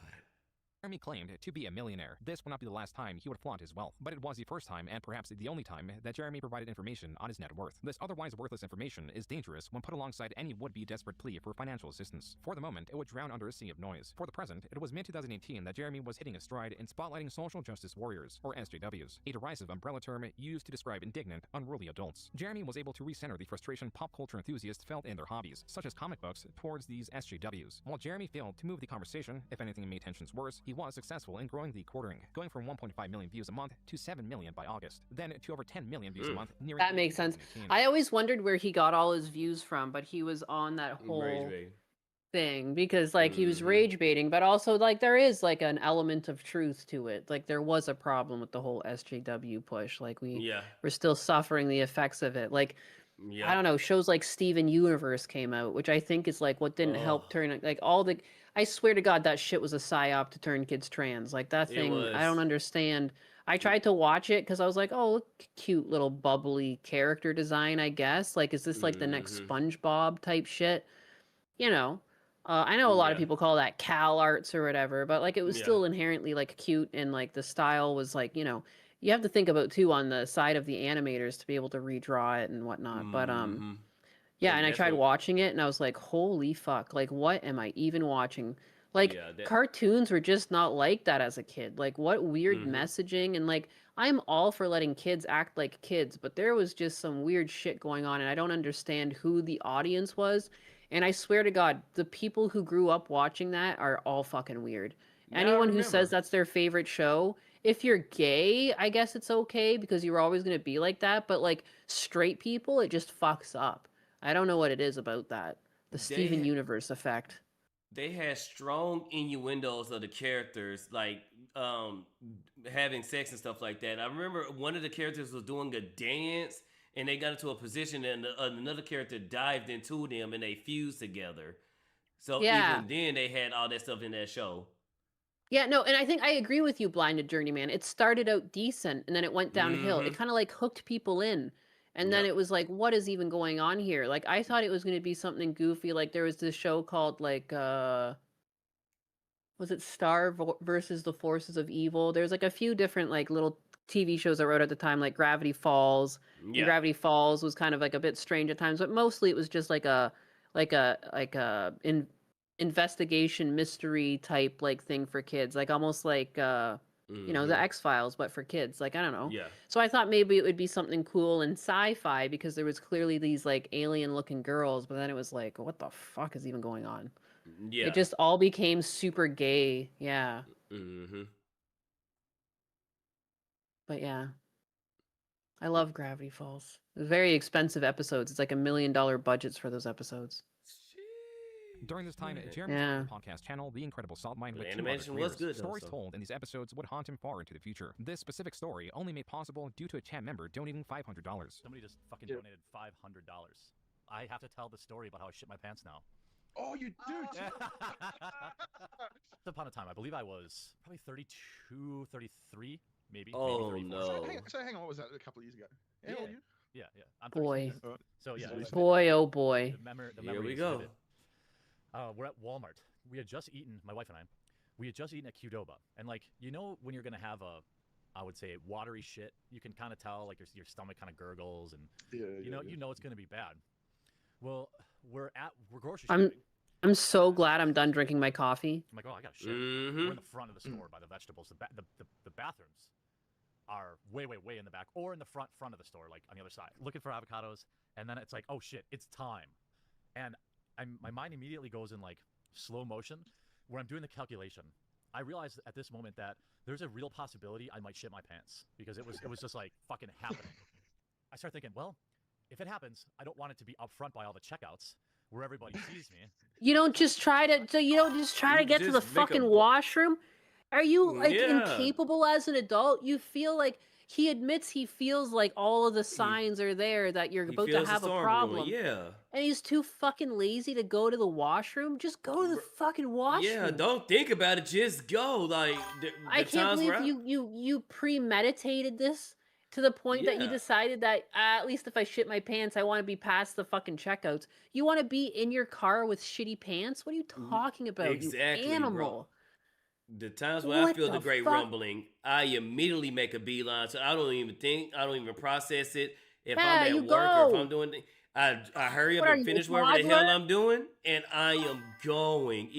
Even at my job, even if I have to drag the fucking trailer with me, I am going. If I feel that storm coming, and it's you clench that fucking starfish and you walk your ass to the washroom. You go. Go. It's no think. Go. My God.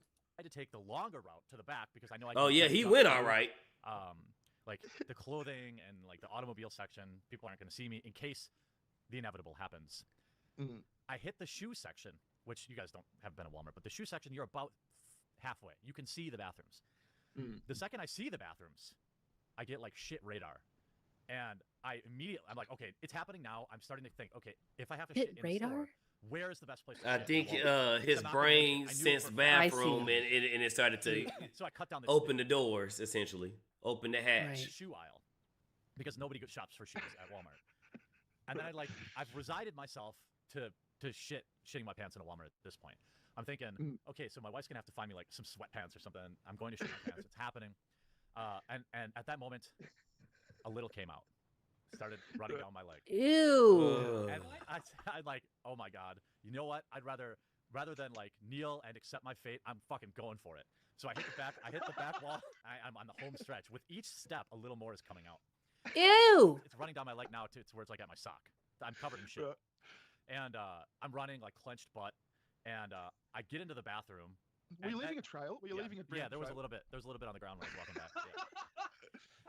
There are a couple spots. Yeah. Oh, those poor workers. So I get into the bathroom. I open the bathroom door, and thanks to my quick thinking, I'm already taking my pants off because I'm thinking. Thanks to my quick thinking, not very. No, you were actually perusing avocados. Processing. It feels like I might shit my pants. I think I'll just continue grocery shopping. You fucking animal. I might Are make it you to the front or the back. I don't the know. back. You know what? You It's know nice what? I shoebox won't right be here in able the to. suit section. You know, Fuck. let's plan my routes of attack. Just fucking ridiculous. My underwear, it's over. The underwear, those aren't coming home with me.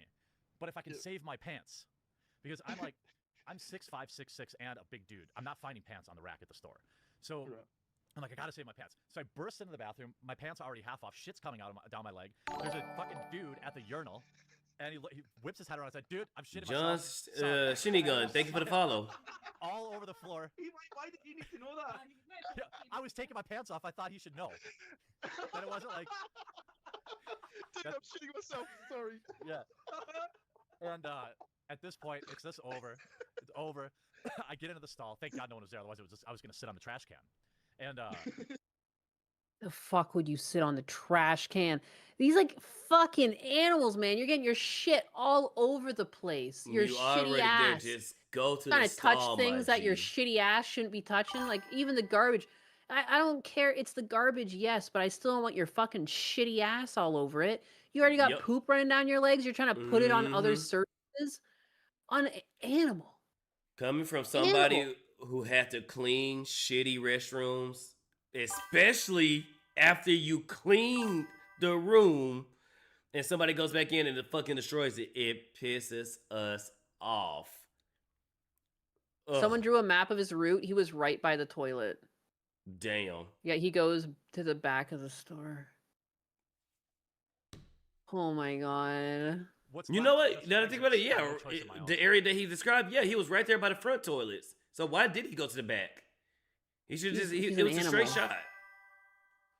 Yeah. Again, the second you felt it was coming, you should have fucking left. Baby, I gotta go. I gotta go. Like, how are you 30 years old? How are you 30 years old and you don't understand when an emergency's happening? Like, I don't understand. Where is the shame? Where is the fucking shame? Dober buddy with 200 biddies. So he loves to have the poop itch. Basically, he's the caveman IQ. Spydr Nyanus, bring the pen diapers for this cave dweller. We'll try. I don't know if they got his size. And look, I don't know if we can put the diapers on him in time, dude. Buddy just like to shit and piss everywhere. Key limes, why would he just say this on stream? Jack Bauer couldn't get this out of me. And like, what's with all the detail too? Like talking about like when it's running down your leg and shit. Just say you shit your pants in a Walmart and leave it at that. Like all of this attention to detail is like, oh my god. There's a sense of what's it called when you shit on yourself. I forgot what it's called. And you know, there's a funny in that. But if you're going to tell these type of stories, you have to tell them with the idea of somebody's going to use it against you. There's some things. No, exactly. I forgot what it's called. It's called something when you essentially take a shit on yourself. For Germany, literally. But yeah, there's humor in that. You know, you're trying to have fun. You're trying to tell an embarrassing story. Well, yeah. But again, if you're going to tell these type of stories, remember, it's not going to be brought back at you. Yeah. Yeah, it's going to be brought back at you, you know? So no, you should be fine with that too. You shouldn't be striking channels because they're making fun of this time that you shit yourself and told everyone that you shit yourself. Yeah, and if you're gonna say something that you know, well, first and foremost, don't say it because like everybody's saying, the CIA, FBI, and Batman couldn't get this story out of me if I had a shitty story. They couldn't get this out of me. I am dying. Who's the guy who beat the shit out of Solid Snake in Metal Gear Solid 3? Y'all can have him jump in. Y'all is not getting that information out of me. Nope. Yeah, no. Yeah, self-deprecating humor. Yeah, Melorolo said self-deprecation, and then Jojo Snoop Lion said self-defecation. Yep. Now I'm looking down. My pants are in the middle of the Walmart bathroom with several spots of shit. There's shit all over the floor in the bathroom. And this did the guy just scurry out, or is he? No, dude, this guy is a fucking hero. Okay, he's a cotton top black dude. I don't know if he worked there or what the deal was, but he fucking barricaded the door for me. He's like, I got you, dude. What a fucking hero. Yeah. He's like, I got you, man. Bro, I didn't even know that was sparing. So then I begin a long cleaning process of having to take a 6'5", 300-pound man taking a bath in a Walmart sink because I had shit all over me. And at no point, by the way, does my wife turned one way, saw me picking out avocados. 30 minutes later, she gets a text from me. I shit myself. She had no idea. She had fucking no idea where I went. She thought I was like mad, and I left. It was like, because obviously I'm like, look, I gotta handle this. When you're covered in your own fecal matter. She's just following the trailer shit like fucking Hansel and She Gretel. had no idea where I even went. By the time I get cleaned up, I'm like, oh, I should probably tell my wife, what's going on. And I had like 30 missed calls, 20, 30 missed calls from her. She had no fucking idea. By the time I get back to my wife, she's fucking pissed because she had to do all the grocery shopping by herself.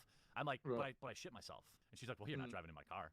So she because I still had, there was obviously still poop spots on my pants. They were fine, but there was some splatter. Although the stream podcast where Jeremy told his story, You're only got fucking 30,000 God. views, retellings of the story would get considerably more viewership. On the topic of viewership, Damn. Jeremy began uploading 2 videos. I mean, what does he expect? You know Yeah. you fucked. You know you fucked if you oof. Yeah, that's the L you have to sign for, buddy. See, chat, For that's real. the L you signed for. Yeah. Mm-hmm. The future is female. I remember this. a day and began his crusade against A celebrity real Brie Larson. The actress to play her oh. Yeah, he hates Brie Larson or loves Brie Larson. It's a love-hate relationship. If Brie Larson was to stand right in front of him, he would try his best to get her to hold his hand. It's so true. If you see Jeremy is a common man just like us, he craps his pants just like everyone else. Omega Zero is like, Jesus could ask me this at the gates of heaven if I did this, and I'd lie and say no. You'd rather go to hell than let even Jesus know you did this. It's crazy. It's crazy. Marvel and Cat Marvel, a movie based And on the Jesus comics. wouldn't even No, judge you no, for I it. was thinking that was a little bit weird too, Lucian Wolf, that like his wife just assumed he was mad and stormed out of the store. What does that say about how do you usually act if your wife just assumed you got mad and left? Like, if Husbanus, if I was shopping with Husbanus and he disappeared, I would assume that there's like some sort of health concern. If he's not there and he's not answering his phone, did he get kidnapped or something? I would never have assumed he got mad and left the store. What kind of fucking animal caveman are you to your significant other? They're like, great. Can't find my husband. Probably left the store angry again. Probably in the car. Like, what? Yeah, good catch because I didn't even Fucking catch weird. that. So yeah, good catch. No, Lucy. I thought that was weird, but then we moved on, so I was like, whatever. But someone else okay. called it out, so like, yeah, no. It's Yeah, the good way catch, good people catch. talk says so much about them. The words they use, and it's like, yeah, like you're a bad person to your wife, aren't you? Aren't you? Marvel while commenting on Brie Larson's own controversial comments. In his career, he's Husbanus literally can't pull a Jeremy because we don't have that type of relationship. Like we've never even fought with one another. Like we joke with one another that we'll fight, but like I couldn't imagine. I couldn't imagine. Well- Also, the one time we finally fight, it's in the middle of a fucking Walmart or something. That would be, I can't even comprehend it. Well, both of That's y'all some white have trash great shit. Y'all have great communication skills, and then y'all both have an understanding.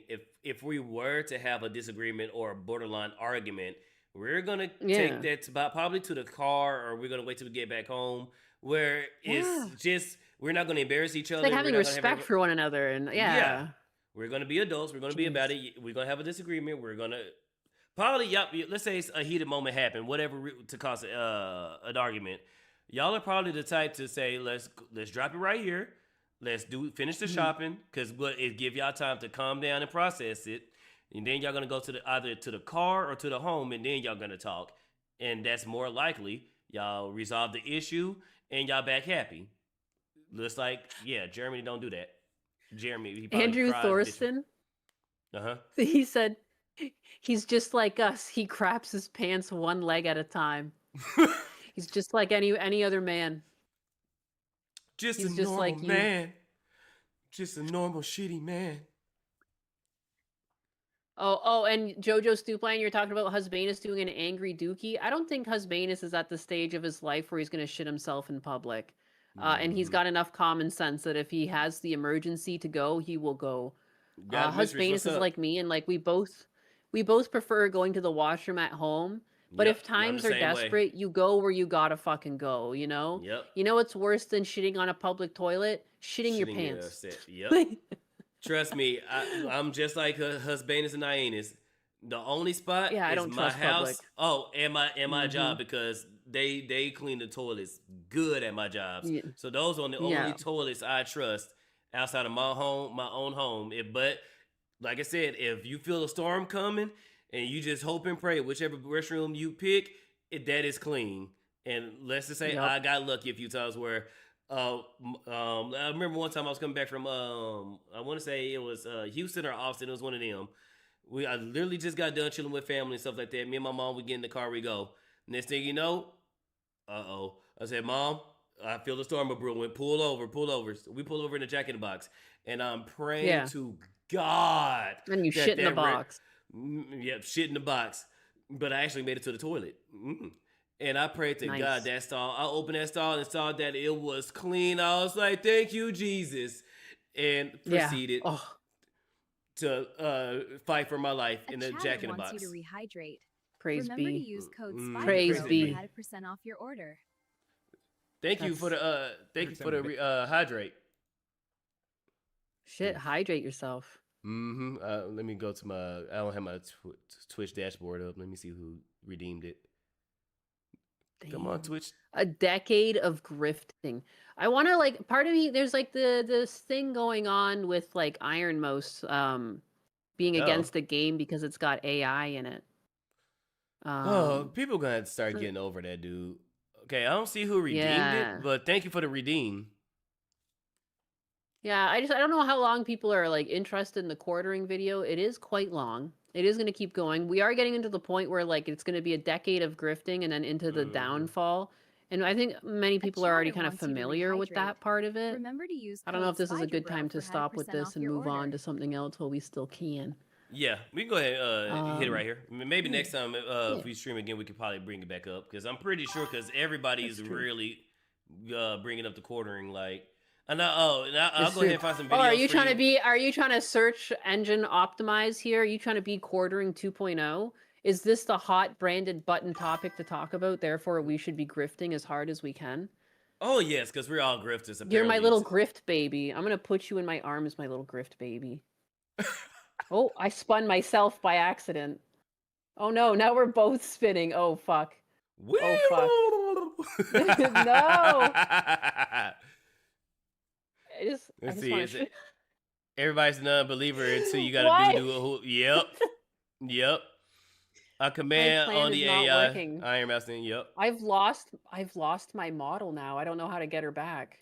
She's down below. No. I don't know how to.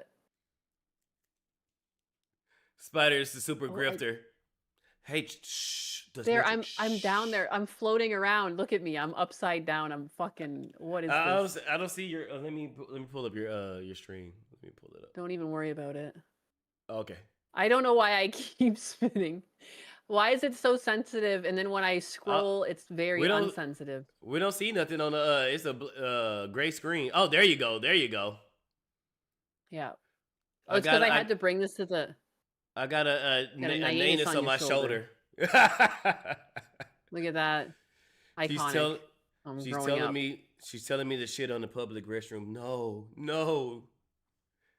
Wait, I need to. You should take a poo in your house. No, you should take a poo in the public restroom. No. Just why is it so difficult to turn you into my child? There you go. My little infant. I don't know why it cracks me up so much that I don't know why I didn't realize I could have done this to Dutch Matrix. I could have bullied him like this too. My little bigger. See, guys, my tiniest she's not racist. Bigger. She's adopted a black child. So use this as evidence of Nyanus not being racist. This is what I was thinking about when I put you in my arms earlier. This here. This is me. This is me right now. All right, Chad, I gotta show y'all. Look what this cat is doing to me, Chad. Look at this shit. Having you on was a PR stunt the whole time. I quarteringed you. I know what's gonna tug at the heartstrings of the audience. She's using she's using blackness to get money. Oh no. I am. I'm doing the grift. I'm doing the not thing. like this. Look not at my like sweet this. little boy. Not like this. She's Oh. using me for my darkness, my melanin, my beautiful melanin. I am. You're being used right now. You're nothing but a piece of black meat. It's terrible. Spider, you gotta talk like the Boondocks, how they really show that she's not racist. No, he's grifting. Nyanus not beating No, I the can't- brown Canadian allegations with the brown baby. How dare you? You know? How dare you? This is Husbanus' child. Uncle Ruckus, you know, I'm glad to have a white mother, chat. I don't want to have one of them bigger mamas. I love having a white mother. This is the life I wanted, chat. Is she virtue signaling or being an opportunist? It's been my She's not plan the virtue whole signaling, time. chat. She is a nice, wholesome white woman. Make him even tinier. Even tinier. He's so Make me cute. the same size as her son's head. Oh fuck! You won't even show up. I need you to be visible on screen. Oh, you're like attached to me now. Look, when I move around. Oh, I gotta see it now. I gotta see it. Let me when see. I move around, you just get tall. Let me see. Let me see. You're like attached to my hair. You're just like a fucking. I need you to be visible on screen. That is too funny. Oh my god. I'm dying. All right, my bad. I'm attached to her. I'm attached to her hair, chat. She done picked the right one, chat. She's not gonna get rid of me, chat. Not that easy. Oh my god. Why can't I control you anymore? Here we go. Oh my god, I'll turn you fucking large again. There you go. You're your own person. Holy fuck. Oh my god. Jesus Christ. What was I gonna talk about again? Oh yeah, Iron Speaking Mouth. of. Okay, so no Hello? AI. No AI. Yeah, I Oh my seen God. this scroll today. I didn't read it. I just saw it. I was like, okay, Iron Mouse. Yeah. Same. I also didn't read it. It just comes off as virtue signaling at this point. I mean, AI is coming in whether you like it or not. Like, I don't know. Am I being too doom and gloom here? Am I just too keen on Skynet? Or is this just the reality? Like, I think we went through this with Photoshop. You know, when Photoshop first came out, people are like, this isn't real art. This is Photoshop. And that's kind of gone away. But yeah, VTuber Iron Mouse has canceled her sponsorship with the game Neverness to Everness and claims they lied to her about their use of AI. They told me that there was no AI in it. I didn't know until I saw that thing on Twitter after the stream. What AI is even in there? I don't know, because I know some game developers use AI to for backgrounds, to get like a concept of what they want, and then they have somebody pencil it in, or do so. Okay, we want something like this, and do it like that. So I don't know what's AI in this game. It's just a fun game to me. So is it like art pieces? Is the characters like the NPCs AI generative? Like I don't know. This is my first time hearing about it. Right? Let's see if the article says anything. Yeah. VTuber Iron Mouse has called out Neverness to Everness after the game was accusations of using AI-generated content. The backlash started after players pointed out several moments in-game and promotional footage they believe shows signs of AI use. So it's like just hearsay at this point? Is this the AI, or is that... Is this the AI? Look at all the ads on my screen right now. It's freaking going out. Crazy. Ooh! Good lord. Forbidden Capital, the 199. We did this with the canned music and movies. Yeah, we did. And Nyanus clips, a brown child. This is why I'm better for Husbanus. Wow. Unbelievable. See, this is the cost of getting a brown child. This is the cost of you virtue signaling. The drama that comes with the brown child. You My got a God. male on stream and it's a brown child. Shame, crazy. Nyanus. Shame. It's crazy that Nyanus's black kid looks like Kid Trunks. Yeah, it's because he's going through my filters right now, and I've turned him like lighter skinned and purple haired. You hear that, chat? She doesn't like my melanin. She turned me lighter skinned. Even she is colorist. I turned him into my idealized child. I turned him into Trunks. I was like, what is this? What is this? She cheated You on know? husband's with Vegeta. It's awful. It's awful. It's awful. This is how you had to learn the truth. You know, Oh I need to do no. better. Yeah, I'm switching to this. That's Oh, not and I'm good. no longer sharing my window with you, am I? Because now. Nah, it says stream pause. But I'll be right back. Yeah. I can still hear you. I'm use restroom real quick. But I can still hear you. Right on. Right on. He can still hear me, but thankfully we can't hear him because we don't want nothing of that. This is not a fucking quartering stream. Jesus. Jesus, thank God.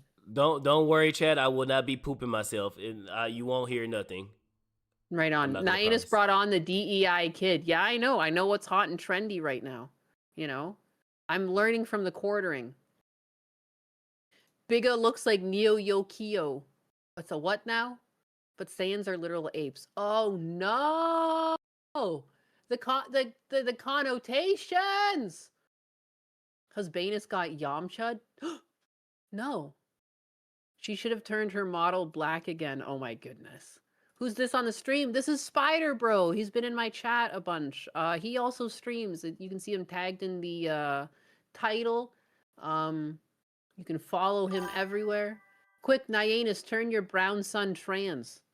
I don't have the power to do that. The Mr. Popo love child. Piccolo is not black, although I understand the joke. No, Piccolo's definitely black. I don't know what you're talking about. I don't know what you're talking about. I can't believe that.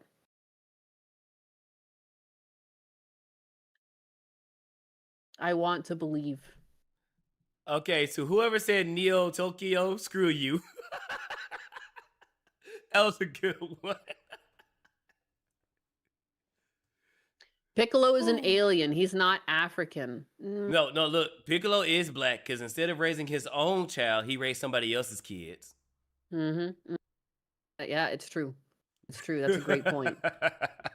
That's a great point. Piccolo has been black. He's been black the whole time. And I guess Nyanus is now Frieza because now she took her own little monkey. Took my own little monkey. Just don't kill my people, Nyanus. We surrender. I might blow your planet up. No. Maybe. Oh yeah. So yeah, what is this? Neverness to Everness. Mm-hmm. Oops, I clicked on the wrong thing. It showed signs of AI usage. Yeah. Da-na-na. Dum dum dum. Currently, the Neverness to Everness devs haven't officially spoken on whether the game uses AI in it or not. However, they did speak about the AI backlash in a previous dev interview. Our core assets and character portraits never touch AI. They went on to add, we will mainly use AI to run some atmosphere renderings to see if the feeling we want as preliminary work for finding references and a lot of trial and error. Yeah. Despite this, fans have been hitting out at the game, with many claiming that they stole shots from famous anime like Weathering With You. Others have echoed the statement, showcasing videos within the game that are reportedly straight up scenes from Weathering With You, but with an AI filter on top of it. Okay, so where is this scene then?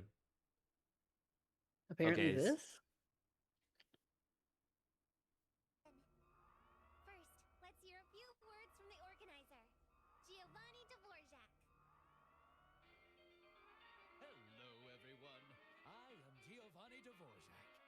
In this game, you just need to select what you want and bring them out safely. It's simple and fun. Lucia Wolf. Just like when I was about to confess to my now wife. Wait, that did look. That's it? Okay.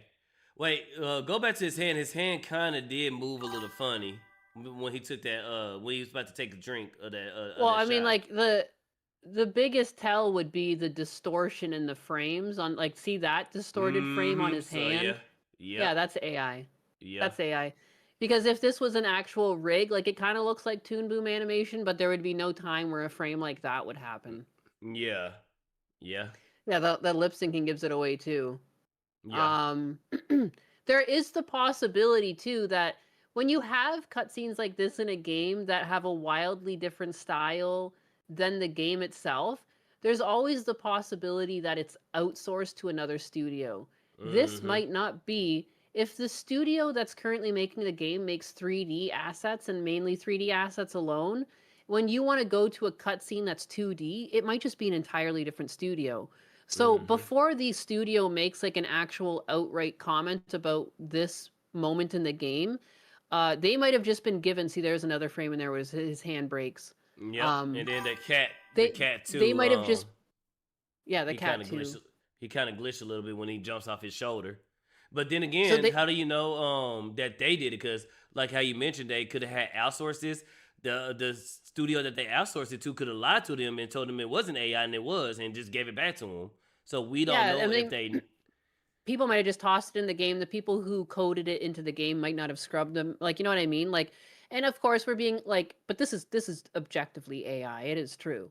But again, like I don't know the backstory, and just having worked on the back end of cartoons, like there's even times in cartoons where you outsource to other studios. So this I wouldn't write this off as this studio passing off AI animations.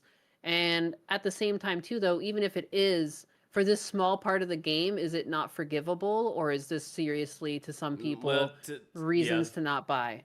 To some of these people, 1%, one drop of AI, it ruins the whole game, and it shouldn't be that way. And then Rokai made a great point. Lip syncing issue might be due to a mismatch with the voiceover. So yeah, that could be it. So you can't go by that, but by that frame that Nyanus is stopped on, that's AI. And then when I seen the hand glitch when he took a shot of the liquor, and then when a cat had jumped off his shoulder, there was some, funny business going on with the cat. Right there too. He's got like a big thumb. He's got a big like fingernail here. But okay. So yeah, there's AI in it, but I don't think. And then the game is free too for the most part. So yeah, then so what's the big deal? The game's free. I think what some people too like, having worked in animation, our jobs were going away for the longest time before AI anyways, because they were outsourcing to other countries. Like a lot of the things that you would see animated and people would be like, oh, American animation sucks. Like some of it would be animated here, some of it in Canada, some of it would be animated in the Philippines. Like, like even one of the studios I worked at outsourced some of their stuff to the Philippines. So it's like people having this outrage. It's like, I don't know. Like, I mean, at some point the jobs were going to leave America. And at some point, like, I mean, this isn't even an American game, so I guess it's a poor example, but you know what I mean? Like, I just don't understand the outrage, because like we were being replaced by essentially a similar idea. Like it was like a sweatshop that work was going off to. So like if a studio can maintain the jobs within their studio because they employ AI, is it really much different than outsourcing to another country? At least the profits and the benefits stay within the studio to potentially enrich the future employees, like hypothetically. True. Yeah, I get the fear aspect of if they just use AI, then what's the point of hiring actual artists or actual talent? And I can see where people are kind of getting that, but something is just as like simple as this. I'm cool with it being AI and stuff.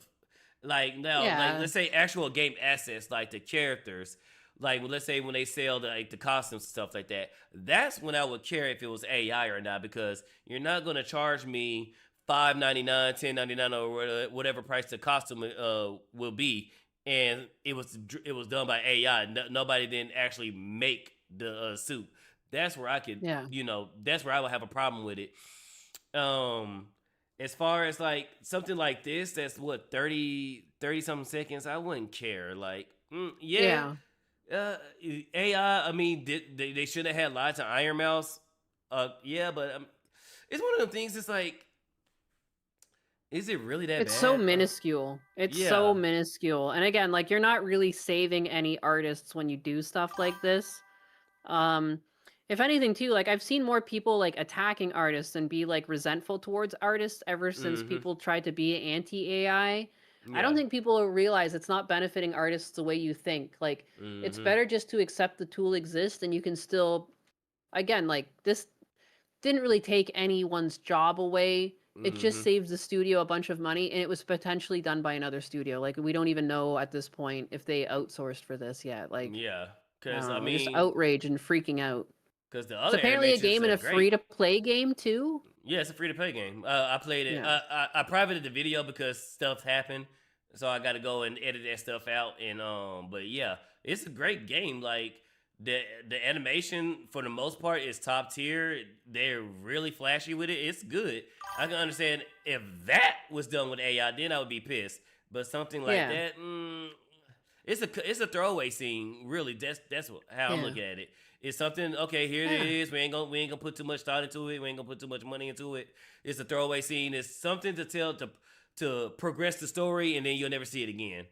So this might be a one and done character, So that's No, yeah, and people don't think about the cost of like creating a scene like this, even if it's only 30 seconds. Like to have the Oh, new yeah. character, it's a different style. It might be a program that's not even installed on people's computers. Like these art Mhm. programs aren't cheap. Studios pay out the fucking nose for them. Mhm. To facilitate the shot, it could have easily cost like over $1,000. It could be like $5,000 by the time you pay everything for the assets and do the checks on it, or you can export it. Like, I don't Mhm. know. Like, would you rather put that budget somewhere else in the game if you're already not working with a big budget?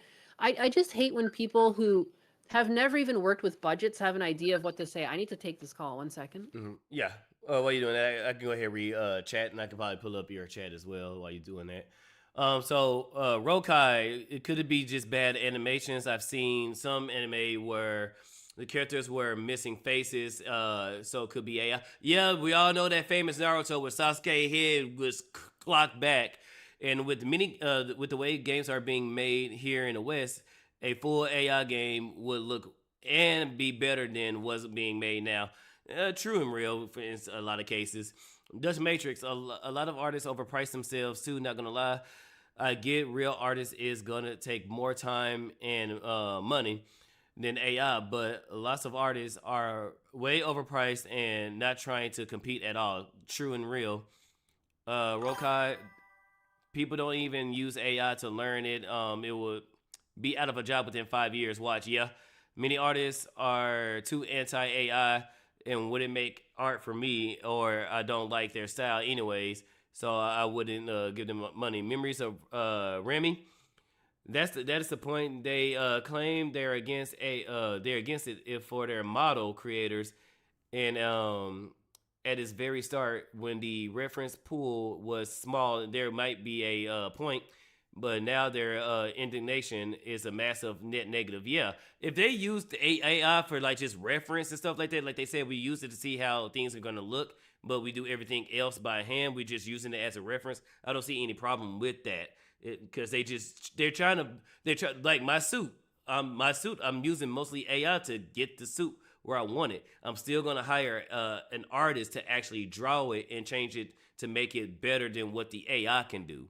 I'm just using it as a reference. I'm using it as a blueprint. That's the thing.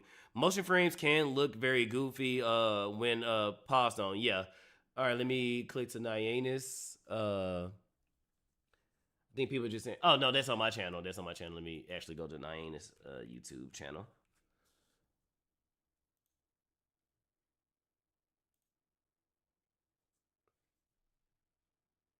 All right, let me see. Let me move. I got to move my mic. Oh, people still talking about the same. I like how Spydr-Bro has an eye twitch.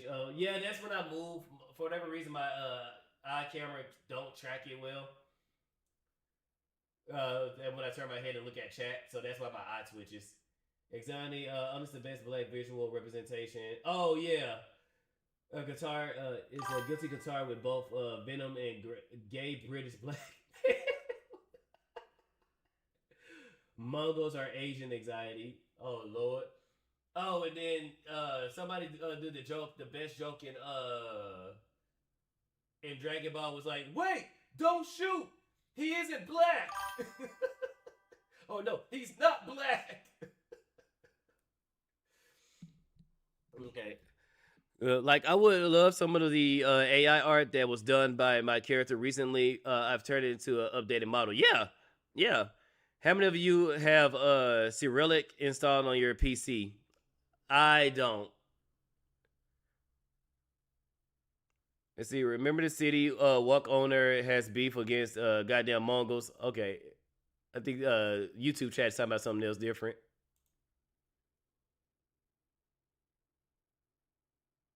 All right, what is Nyanus kick size saying?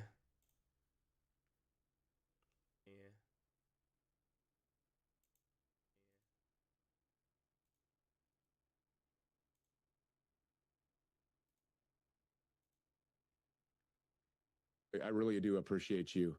I told you to shut up.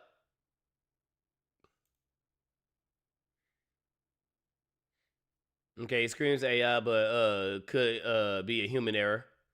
AI personally don't want any AI in the final product in the game, but you can use it for reference and making. Yeah, that's fair. I can Tangerine. I can see that. That's fair. I don't know. When it comes to me, when it's like a throwaway scene like this, granted, if this character is gonna make multiple appearances, then yeah, I'd rather a human do it. But if it's like a one and done deal, and it's like it's 34 seconds, to me it really don't. A chatter wants you to rehydrate. It really Remember don't. to use code Spydr-Bro for 100% off your order. Thank you, Dark Lord, for the I don't know why it's not showing up on my screen, but thank you, Dark Lord, for the rehydrate. Iron Mouse should be retired. I don't know. I don't know about that. I think she is making a couple of mistakes that she shouldn't be making, but as far as like retirement wise, wants you to rehydrate. Remember to use code Spydr-Bro for 100% off your order. all right. Thank you for the rehydrate, Dark Lord. I think AI access are fine, like the posters and Stellar Blade. Oh yeah, see, I didn't even know those was AI. Yeah, I think it's small things to kind of save time. Now, if they are using AI to shortchange their, wants you to rehydrate. Remember to use code Spydr-Bro for 100% off your order. all right, thank you, Dark Lord. If they're using it in a way to shortchange their creators, A chatter wants you to rehydrate. Remember to use code Spydr-Bro for 100% off your order.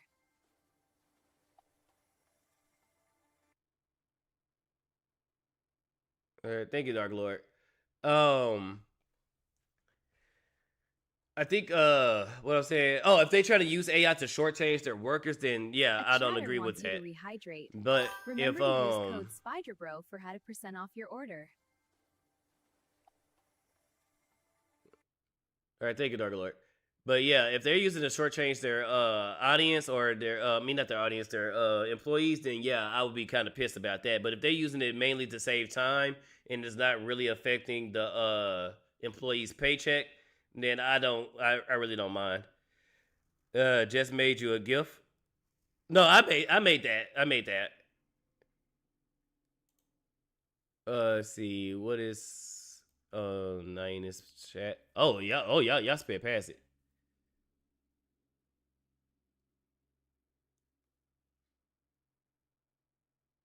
Oh, Mousy got pulled in the V2 space to be too early to hang it up. Yeah. The jabber isn't black discourse. It was hilarious to you. I have a problem with AI when it's one not labeled disclosed. I'm paying for it. And like yeah, I can see that. I can see that being a problem when Call of Duty did that when it was with the banners. And when they're crying about Dev's cost and still use it. Yeah. I agree with you, APS, on that one. So when is Nyanus going to be on Side Scrollers again? Tomorrow. She's going to be on Side Scrolls tomorrow. It's the same with other languages. You get the basic with the Windows package. You buy it, depends on the region. Everyone has English. Okay. And then I do think AI was used. It should be if they use AI, it should be labeled. It should be. A chatter wants you to rehydrate. Remember to use code Spydr-Bro for 100% off your order. All right, thank you, Just Matrix, for the rehydrate. But no, I made that one. I made that one with Grok. I used AI. Sorry, chat.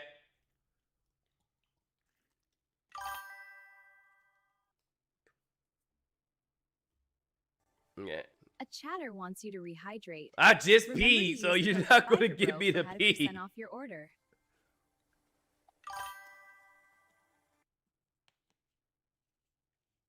Y'all not going to get me the pee. I'm not going to tell you an embarrassing story of when I peed in my basement chat. Drink up, Bingus.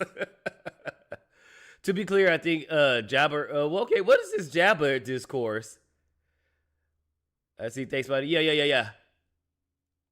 My boy Spider. What are some of your favorite games? Top of the Dome. Favorite games, Top of the Dome. Devil May Cry, Resident Evil 4, both the OG and the remake. Dead Space and Stellar Blade and what else? I'm really loving Hollow Knight. That's starting to become one of my favorite.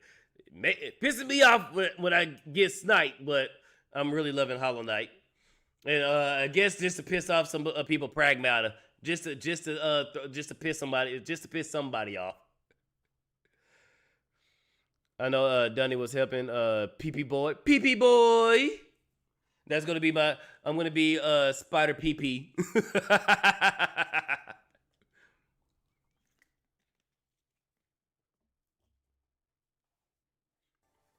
A chatter wants you to rehydrate. Remember to use code Spydr-Bro for how to % off your order. Thank you, Dutch Matrix. Blade was okay. Eve is a boring character besides her amazing polygons. I liked Eve. Dead Space 1 or 2. Definitely 2. 2. Isaac was much faster. The scares were a lot more, and the necromorphs hit a lot harder. Don't get me wrong. Dead Space 1, especially the remake, did the atmosphere great. Like when I replayed Dead Space, the OG, I still got scared and was still scared shitless, even though that game was like, what? Oh, I think I graduated. No? I graduated when 2 came out. I was still in high school with 1. So even though that game is a decade old, it still scared the shit out of me. But I like Dead Space 2 pacing a lot better. And Dead Space 2 was still able to do that, but made the pacing a little bit faster. You have 9,000 points? Jesus Christ. Are you trying to be a feeder, Does Matrix, but instead of feeding me, you're just making me drink? Any indies? Hollow Knight. So far, I don't even remember. Let me see. Hang on. I don't want to docs anything. I don't know why I did that. I could just pull up Steam right here.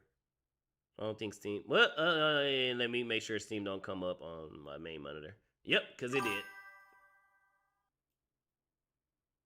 A gallon a day, supposed to be standard. Yeah, that's what people work. That's going to the gym. I'm not at the gym like that. Let's see, library. Where's my library? I liked math washing. Me side. Oh, Megabunk is fun.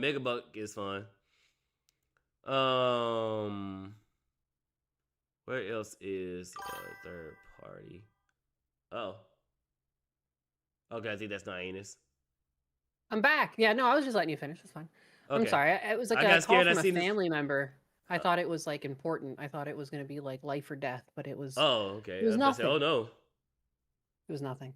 I don't get a phone call from them at this time of day, so I was like, "What is it?" Mm-hmm. I had to take it. Oh, Poppy Playtime is good. Poppy Play. Mm-hmm. Poppy Playtime. Hello? That's a good game that you should play, Nyanus. Shit. Got great scares. Damn.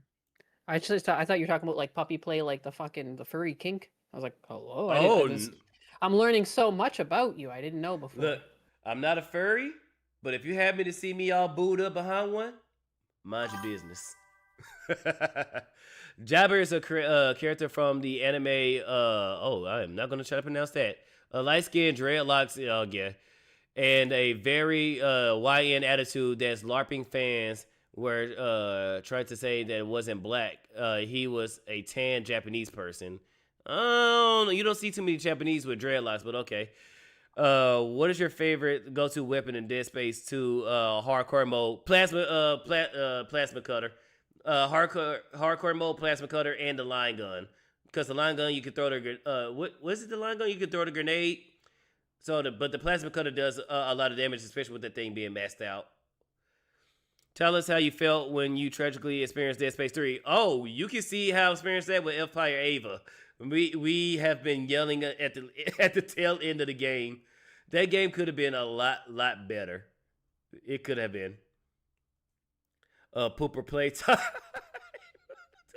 Damn it. Spider like furry femboys. No, I'm never beating the femboy allegations. God damn it. Not right. All right. I guess where did we leave off? We were talking about the evil AI that exists within this free-to-play game, or what? Mm-hmm. I guess this is the next. There's a billboard that just straight up scenes from Weathering, Weathering with you, but with an AI filter on top of it.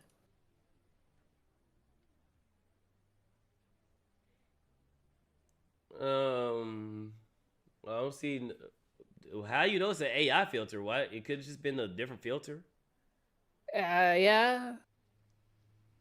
And then people do like stuff like that. That's like a what's it called? Like people do homages where they do like Yeah. a frame for frame, like same thing. Yeah, that's like Yeah. they do stuff like that all the time in animation. Like And it's how do they actually know that's AI? yeah. That didn't really look like much of AI to me, but Yeah. So how they you say know, it's from a this filter? perspective. It just looked like they put like a orange or a bright filter on it. How's that AI? Because I could do that in DaVinci Resolve. What do you mean? Yeah, I didn't really see a lot of sus. Yeah, I think they're just throwing spaghetti at the wall, seeing what's gonna stick. Spider, does the puppy play? Has the puppy paraded in Toronto? Oh yeah, the puppy parade. I've heard of that. Another thing I want to say too is like it's a billboard that plays as you're walking around in the game. And like if they frame by frame traced something, like that's not really surprising to me. Yeah. Like I don't think people realize how much work it takes. Like just because something flies by at like and it's 2 seconds long, you have to really contemplate. If it's just a background element for like atmosphere in the game as you're walking around, yeah, they can't spend hours fucking storyboarding something brand new. This is also such a fucking trope to have like a character reach out and grab another character and fall through the sky. It's like one of the oldest anime tropes out there. I can't tell you how many fucking animes have that trope. Now, I don't know what they're talking about. It's referencing frame by frame, but like I hate to tell you this as someone who's worked in animation. Yeah, that's a really common practice. Yeah, they shortcut a lot. Yeah, like shortcut all the time. No, and it's like because usually you're up against a deadline, so you either reference real life or you reference other animation. It's like that's just a really known thing that happens. Like I'm not shocked. It's for a background too. This isn't like look what we're looking at right now. This is walking around in the game and it's a billboard. Yeah, how many people are gonna really? You're gonna cancel a game for this? But my only thing is, the only thing that I would like be on the employee side, I was saying earlier while you was on the phone, if they would use the AI to kind of shortchange their employees, that's when I would have a problem with it. Like, if they still paid their employees the same, regardless of AI usage or not, then I wouldn't care because their employees are still getting paid a decent wage. But if they started shortchanging their, their employees. And while and then this is a free game too, so this is not like it has a price tag on it. I would be mad if it had a price tag on it and it was filled with a lot of AI. But AI here or there, like posters or that one scene we watched, I don't know. That's kind of like I'm weighing my these are all options just here. background things. It's really not. It's such a nothing burger, and like I guarantee too, if you were expecting, if this is truly AI. I believe if I was working on a game and they wanted all these background elements and I didn't have the time to fucking animate it, and like you know what I mean? Like you're not actually helping the limited team that they had to work on this game. You're hindering them because like they should be able to score an easy win, whether it's an or an AI filter or just straight up referencing and frame by framing something to recreate it. I'm leaning towards it's a frame by frame recreation because I didn't see a lot of smearing like weird AI frames in betweens. But like you need to cut corners at times. Again, people who have never worked with anime budgets or have never been working with like a budget in a studio, you have no idea what you're talking about. Like, I challenge you to work with some of these budgets or non-existent budgets these studios or companies have and produce anything of value. It's they make it seem so simple. And again, guaranteed, this is like, if you're going to expect people to step away and create brand new storyboards from the ground up for a fucking billboard, what the fuck is this, a AAA game? Like, that's actually insane. That's thousands of hours of work, or not hours of work, hours, thousands of dollars and hundreds of hours of work for just a throwaway thing that shows up on a billboard. Like, wake the fuck up and get a real job before you try to talk about this shit. Like, it's just insane. My only problem I've would worked be with if they budgets use, before. Like, it's hard. It's not easy.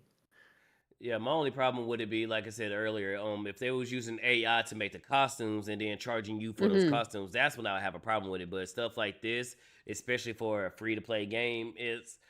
Now, like I said, if there was like a $60 premium to play the game, then I would kind of be maybe a little upset. But I'm like, I mean, how often am I going to pay attention to a board? Like, you know, devs do a lot in Batman Arkham Knight and showing how like the effects of the scare gas on certain billboards, and I barely noticed any of them. I noticed like one or two of them, but all the good ones, I didn't notice them.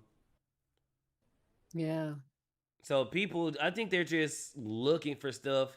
Okay, they found AI here. Oh, now let's start looking for everywhere. And just like how on X, where somebody will post art and then somebody be like, oh, this is AI. Look here. And then the person's put their timeline and it's not AI. I think that's what's going on with this game. That happens a lot too. The previous one, I was pretty confident that was AI. I haven't really seen any slipping frames here that shows AI. You know, when their hands were reaching for one another, like all the in-betweens seemed pretty clean. And again, it's a fucking billboard in the game on top of everything else. It's not even like a main feature. It's something you walk by. Oh, Nyanus, it says 122. You it's 1 on my end. It's 2 on your end. You got enough time to make it? Yeah, it's 222. Yeah, I'll be fine. I just have to wrap it up in the next like 10, 15 minutes or so, and I should be good. All right, bet. It's like quarter after 3. I gotta be there, I think, or something like that. Okay, cool. But yeah, as I mentioned above, the developers haven't spoken out regarding whether they have used AI in the speculated features. They do come in a controversy. We'll update the story. Like, I don't know. It's kind of performative, and I don't know. Sometimes I think people become so big in the creator space that they think, like, I think she thinks she's helping. You know what I mean? I don't think she actually cares. I think she just wants to do this because she views it as the right thing to do from her platform's perspective. Like, you know what I mean? Like, because again, like, until you work in these studios until you work under the deadlines that artists work under, like, it's hard to say, especially if this is a free-to-play game. And like you said, I agree. Like, if it's a AAA studio, they're choosing not to pay people and everything's AI, that's a different story. When I look at a free-to-play game and there's like some background elements that seem either cheated and or copied off something or AI, I don't really give a fuck. Because I know what it's like to work against a really tight deadline and need to get shit out the door. Incidental background stuff that just gives the sense of environment, like it's a full world. Yeah, you can use AI for that. Like, I don't understand. Like, what? Like, AI's the future. Like, you want...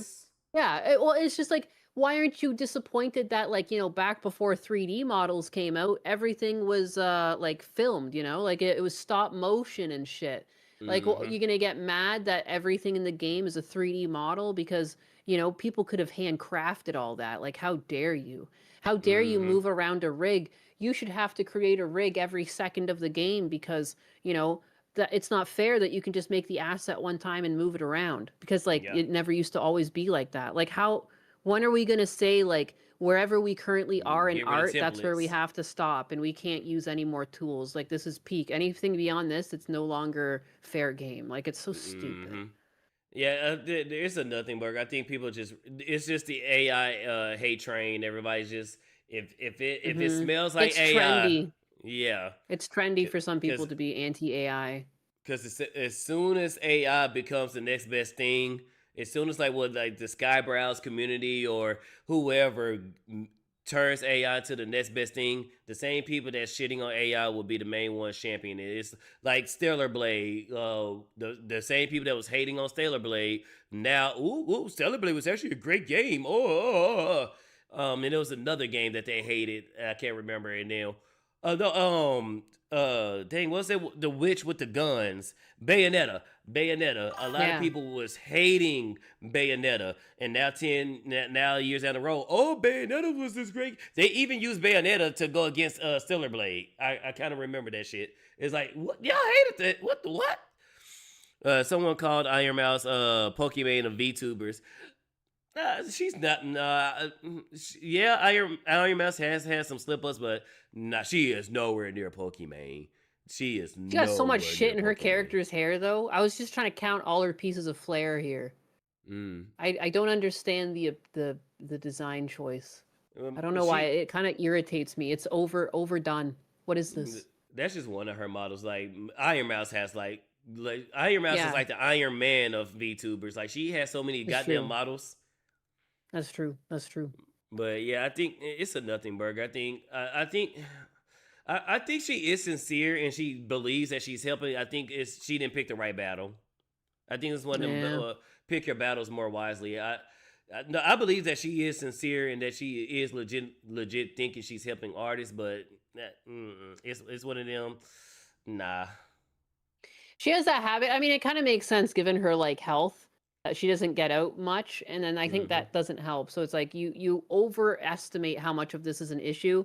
She probably had a few loud people in her comments complaining, and instead of ignoring them, she decided to double down and like change her stance because she's a people pleaser, you know? Yeah. I think you can't always people please people, like, you know. Because you putting yourself in a higher on a higher standard each time, and then every time AI gets used, you're gonna have that same stance point. And even if you do change your mind on it, because you set that bar, you're especially with these type of people, because once you give in, there's no going back. With these type of people, as soon as you give in, it's GG's. You're done. With her health, you would think that she would be the champion of AI.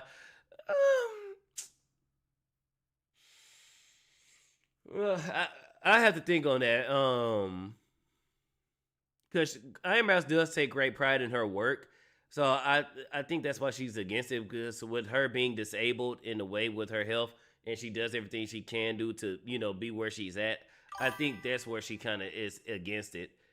She kind of has people please, or maybe she thinks she does because partially she got so big by being safe. Yeah, I can see that. I can see that. Yeah. Tangerine Knight, hold on now. It's not like we've never been able to make games without AI. I don't think anti-AI people is the problem. I mean, this is a smaller studio making a game that's free to play, and it does change the what you can do within a time frame and with a budget if you can use an AI assist. Like, if you have to run on a shoestring budget and you have all of these background things, like, you would just have to go without all of those extra elements to your game, or you'd have to change your game style drastically. Like, maybe you can no longer do a realistic 3D. Everything has to be a bit choppier because you have to cut corners and save your budget and work on something else instead, and prioritize, like, oh, I still need to get the final rendering done, and by the time all of the frames are rendered, like, how much time does that leave me for something else? And, like, I think using it as a platform to put yourself in a better position, like, I think that's what it's going to be used for. And that's what all of the technology advancements in art have been used for up until now. Like, if we were doing things the same way in the 1930s, like, it would just inherently take much longer for everything to get done. And if companies want to be able to turn a profit on any of these projects, you just have to be able to speed up. Otherwise, like, what are you, like, to go see an animated movie? Are you okay paying like $120 for the ticket because it took, like, 7 years to animate every single thing, because every single thing had to be hand drawn to a T and designed from scratch, and there's no 3D assets? Like, no, it's unrealistic. This help reduces crunch time too, because that's another problem with the animation studios with anime and games. So many people sleeping under the fucking desks. Crunch time because is a bitch, and a lot of people don't even. Oh, sorry. Go ahead. Yeah, no. The deadlines have already been pushed. Like they've been pushed as far as they can, and artists have been working overtime for free to make up for that. So a fact that like if there can be a harmony where artists can still be employed and they get to use AI and now they get normal working hours, that's great. I personally always was working unpaid overtime. You have no option. It's either that and you would lose your job. So like, yeah, you don't get paid. And I remember people too being like, "Oh, why are you working overtime like if you don't get paid?" Because I won't have a job at all. And then there won't be any pay, let alone overtime pay. Yep, You I was know, just about and to that's mention not that. right. But like, you know, if I go back to work and I get to go back to work with an AI assist and I never have to do overtime again, that's a fucking win. Because at the end of the day, it's a job too. It's not just art. Yeah, it's art. But like I was always taught, even as an artist, going to work on these things, that this isn't your art. This is a job. You know? Yep, So because as like you soon as should you leave hand it some of over, your it creativity at belongs to them. home. Mhm. Yeah, like As soon as yeah.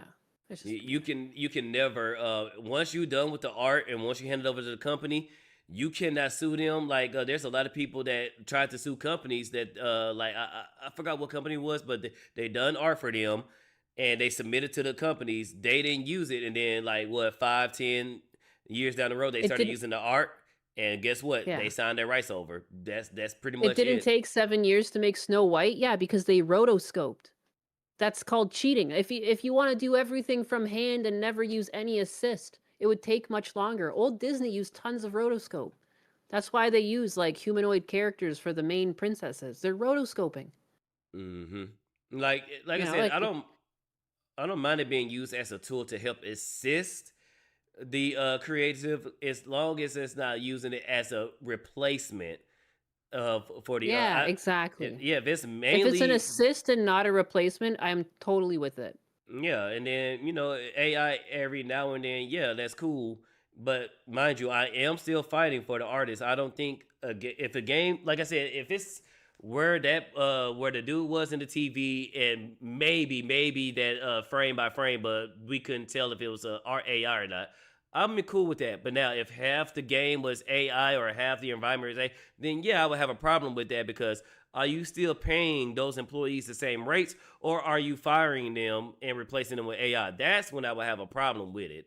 But as long as they just using it for little spots here and there, and most, let's say 95% of the game is done by actual humans over the bots, then I wouldn't have a problem with that. Also, too, Especially for like a free game. yeah, and it's for billboards and background. Like, if you look at some lower budget games, if you look at some of their background assets, they're just kind of things scraped anyways. Like, Oh, and then a they'll lot of just them end up use using like photos and they'll just put filters over them and add just like stock don't effects they have on top of it, and that don't goes they just shows up in the rebuy assets background. too? Like I know a lot of Yeah, games that assets rebuy are access. resold. Yeah, Yeah, so they assets, already yeah. doing that already. They already cut hmm corners. So No, AI is and just background artists always do there's like a mashup technique where you just paint over top of photos because it's like the quickest way to get backgrounds out. Like there's been mm, workarounds and shortcuts. Nothing's like really, and that's why it always makes me laugh when I see people like chirping on people online because they like traced elements of their work. I'm like, this is actually such a common practice, like literally in the animation field. Like if you need to get a dozen backgrounds done by the end of the week, yes, you're gonna have to cut corners and find ways to like get creative. And if that means mashing together some photos of backgrounds and painting on top of it, then so fucking be it. Like you mm-hmm. gotta get shit done. It's a job, god damn it. Yep. A job. Yeah, so if this actually Anyways. helps, because like Naina said, they have to work a lot of overtime, and me, I cannot imagine doing some work and not getting paid unless I'm doing it for myself, like with YouTube and stuff like that. Of course, I did it and didn't Yeah. get paid, but YouTube is not my direct boss. YouTube is not forcing me to make videos. Now, if Mm-hmm. YouTube was my job and I was making videos, I'm not gonna. You think I'm gonna sit in that chair and they say, "Hey, you got to work this overtime and you not getting paid"? I'm getting fired that Yeah. day. I don't work for free, buddy. So that's why if it helps artists in a way till they don't have to crunch and stuff like that, I'm all up for it. Again, Yeah. as long as this is used as a tool to assist, not Yeah. replace. Assist. I'm Yeah. making a clear line. A clear line. Assist the artists, the employees, not replace them. Once they start trying to move past that, then I'm gonna be on your guys' side more and say, no, fuck the AI. I want more humans. Yeah. I just remember I was working so late in a studio that I didn't realize the alarms had been set. Like if you're in there past 12 o'clock, you have to like put a code in or like the alarms get set. So it's like 2 in the morning, and I messaged my fucking assistant director, and I was like, I'm in the studio, and I know if I move, the alarms are gonna go off. And he kept being like, just get up and move. I'm like, I'm terrified. He's like, you're gonna have to go pee eventually.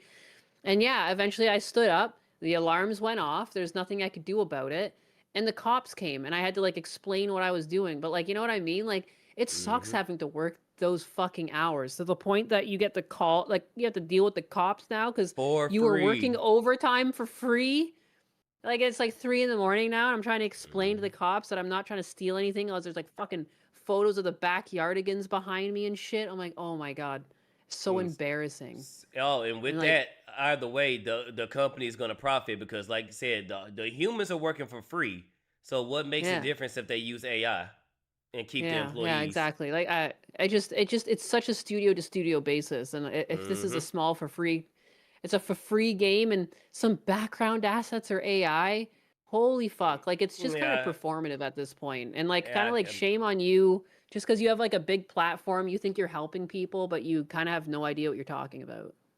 I don't know. And then with more people doing that, You're kind of shitting on. you're You're shitting on like what is people's best option to get games out there. Like smaller studios should be making games. People shouldn't be discouraged to make games because they need to use AI for background assets. You know, if you want to use it to fill out your world, like you shouldn't be afraid to do that. I feel like this is quashing people's good ideas more than it's helping anyone. And I then think you're gonna people's best bet going forward, if you want to be your own artist, is to work for yourself. And like if you can use AI to assist that, then like so be it. I don't know.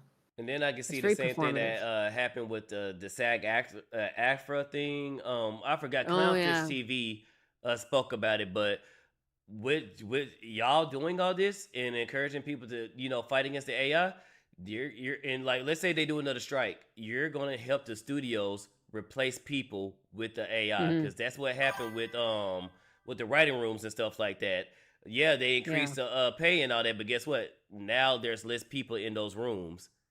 So you will make it to a point where studios will use the outrage from AI to get rid of people and replace it with AI. So Yeah. you might as well just have it do the natural build. Let's not rush it. Let's do the natural build.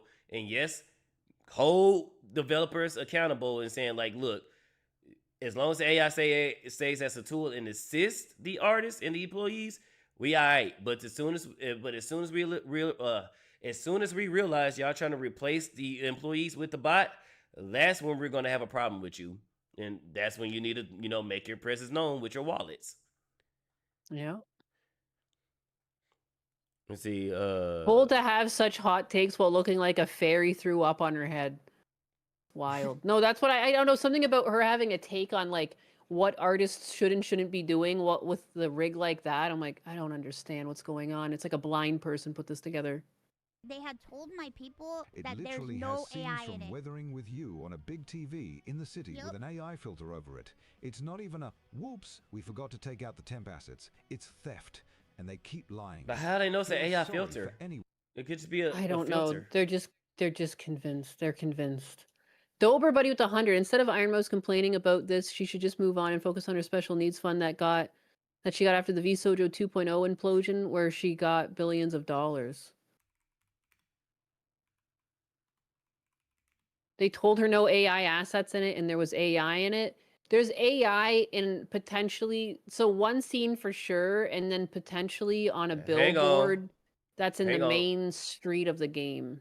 We just confirmed that Stellar Blade had AI posters in it, right? Oh no.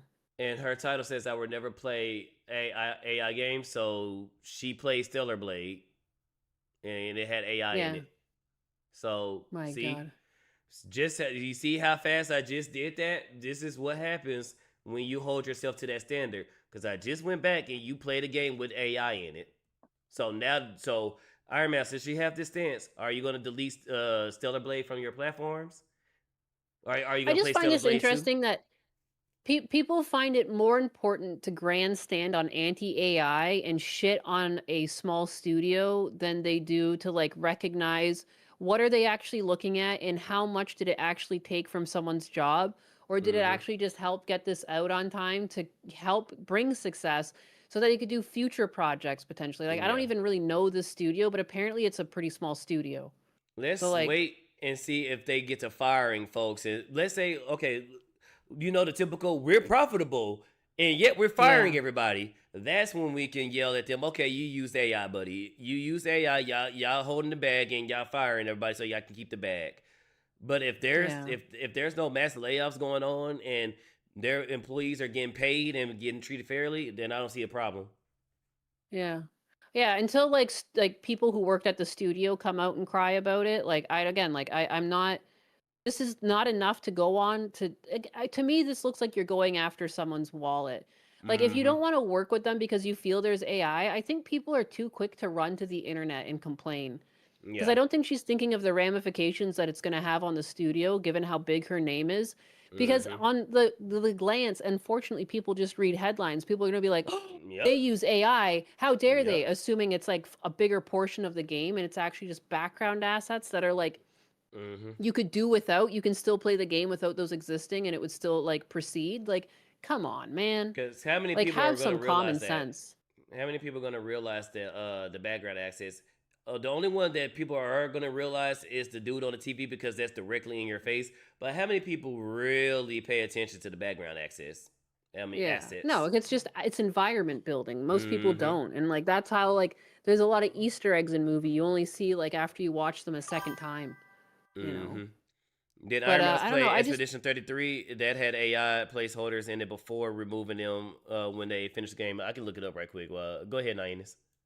I just think too, like if you're a content creator, like even if you think you've got a point, I would wait till more evidence came out before she had this take or there was more AI in it. Because Yeah. I would just say that from the perspective of a potential future sponsor, like I wouldn't want to work with you because like you'll air the dirty laundry before you even check like how it got soiled. Like again, there's a chance that this is all fucking outsourced animation. You don't know, like what if it was cut into the game and no one was actually made aware? Like, what if there was a slacker in the studio and they were like, hey, you have to hand animate this? And they said, sure, proceeded to do nothing. They generated it with AI and no one double checked. Like, coming from the perspective of someone who's worked in a studio before, without further evidence doing this and condemning someone, like, one of the greatest things that I have a pet peeve against is going after someone's hard-earned money. And you've just belittled all the actual work done in the game because there's like 0.1% of it that's AI. Like it's kind of gross. And like again, like you know, you have a big platform. You should think before you speak like this against a potentially smaller studio that, you know, like you're hurting them. You're hurting their bottom line because you need to virtue signal, and they trusted you. And like, who wants to work with you in the future? It's kind of weird. Now, I can understand her being mad that they lied. They probably should have had told her, you know, yeah, we did use AI, but there's it's a chance they might not know. It's like without actually waiting Yeah. for further confirmation from the studio, just the way that it's not like one person makes the whole game and has perfect oversight. Like sometimes Yeah. you don't recognize things. Like I worked on shows where it went to final and we saw like there was like issues. Like there was an episode where some of the boards were still showing in one of the shots. Like mistakes happen, oversight happens. Even with as many eyes that look at it, the final editor, the comp, the amount of times you sit in a green room with the director and watch it over, somehow no one ever caught it. It still made it to final. Shit still slips through. They might legitimately not know that final got in. Like they might not know that AI got into final, the people she's communicating with. Yep. You know, and now Because I she's made that already point freaking earlier. out. Oh Yeah. no! And by the way, she did play Expedition 33. Not only did she play it, she sung songs from it as well. She sung the Oh boy. Alicia Lumerance cover. So again, if you're gonna make that stance, are you gonna go ahead and delete Stellar Blade, delete Expedition 33, play Expedition 33 2? Like when you make these type of stances, you're Putting yourself in a corner. Yeah, you're setting yourself up for failure. Yeah. And I'll be back. Dutch Matrix and them got me. God damn it. Panos with the 10. Oh no, they used AI for some background furniture. I can never play it. No. I think the only problem I have with what they did is probably lying to her about it, but could have been bought assets unknowing. That's what I mean. Like, I completely agree. If it is something they lied about her to, yeah, she can be upset. 100%. If she doesn't want to work with them, 100%. But like, before you know the full story, the complexities of working on something like this, it could be that some people just don't even know what's in there. It's a you have people in rigging and background and animation, there's compositing, there's lighting, there's the director, there's the production assistants, there's lots of fucking people in these things. Even smaller projects will have more people in them. It's easy for shit to slip past. So when you take this stance and you're such a big content creator, you might be hurting them before the full story's even out. I'm surprised she didn't hold her tongue for a little bit. It's not that she can't talk about things that make her uncomfortable and things like that, but just from a professional standpoint, when you're this big, like, you should be careful about what you say before having the full story. Is like, and I hope that if I ever got this big, that I would have the same sense to like think before I spoke on some of these things. Yeah. But I don't know. It's always best to wait a few days and give them a chance to explain themselves before you take such stances. Because they said she did it like immediately after the stream or something like that. I don't know how long was. Yeah, it's a lot of moving parts. Yeah. Yeah. Like, even just like some of the shows that I worked on, just like the regular TV shows, like, there's A and B teams to animation too. So like, I don't even know what the other team's working on. They're working on a completely different subject. They're working on a completely different episode, and then you have like, there's like scripting and then boarding, and then you have storyboard, you have storyboard revisionists, like there could be hundreds of people at that point, and it's like so hard to keep tabs on everyone. At some point you are just trusting, like, when I hand you this, you'll finish it and you'll drop it into bucket A that gets picked up sometimes by an automated thing, because once you set a scene up or have one export of it, oftentimes just assets are updating and they're reading a newer file, so it's complete, and the final render isn't actually being eyeballed. They're just going with all of the things that are already automatically fed into each of the scenes, and it's being shipped off. Like, they might actually have replacement for some of this AI video. They just don't know yet because no one's double checked yet. Like, exports, like, I don't know how to describe the complexity of the export, but everyone else, like, every studio is going to do it differently. Yep. But it's not so cut and dry as I guess it seems when people talk about these things online. Just like you're supposed to be some sort of omniscient, omnipresent being, and like if you talk to anyone in the production, they know every element of production down to the T. It might not be that they outwardly lied to her with reason to lie. They might not. They might just seriously be ignorant to what happened during their own production. The people she's talking to.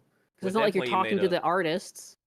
With that point you came up with, that first one we seen, how we know that AI video wasn't something they was trying to use as a reference and they forgot to change it.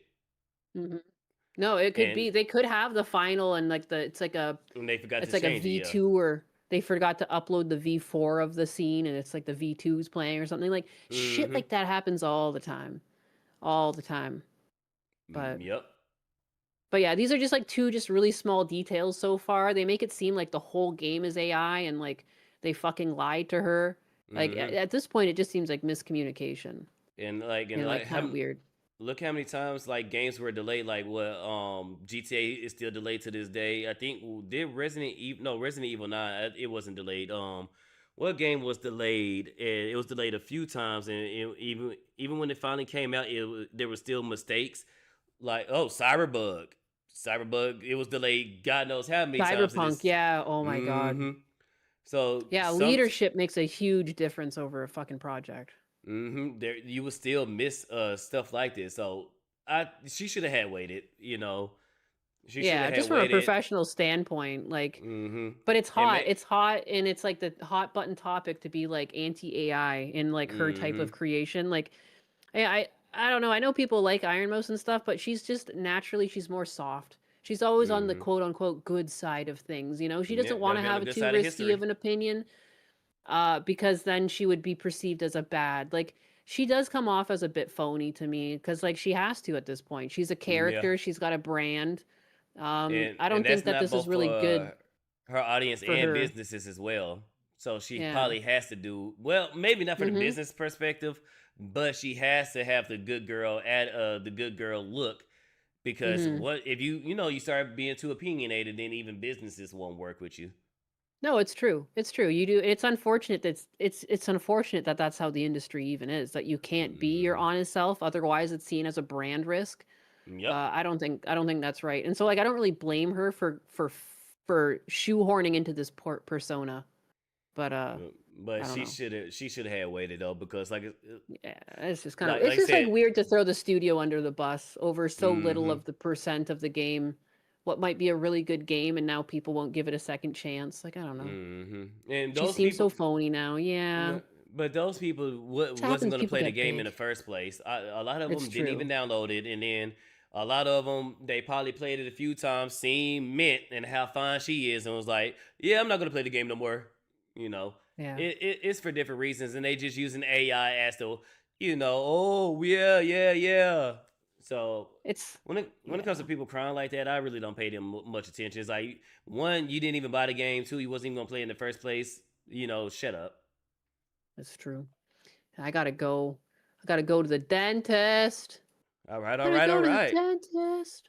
Yeah, I It's got been it. fun chatting with you. I'm glad we Heck were able yeah. to do this, even though it was poorly planned on my part for not checking my Discord, but we still It's did it all good. anyways.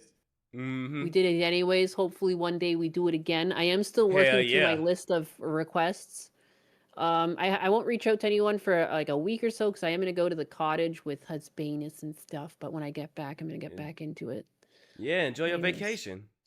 Yes, yeah, I will, and I will have fun at the dentist. Thanks. I love getting my mouth frozen and drills put And inside of drilled it. it. So And much fun. But that smile though, the pain is worth Your it. teeth, your teeth, it's worth it. You got to take care of your teeth. Anyways, Mhm. goodbye, everybody, and Goodbye, y'all. thank you again to Spydr-Bro for joining in. Thank Been you a for having me. slice. Hey, no problem, no problem. And goodbye, Chad, on both Nyanus and my side. Thank you guys for being Yeah, here. Thank bye. you guys for being a part of this.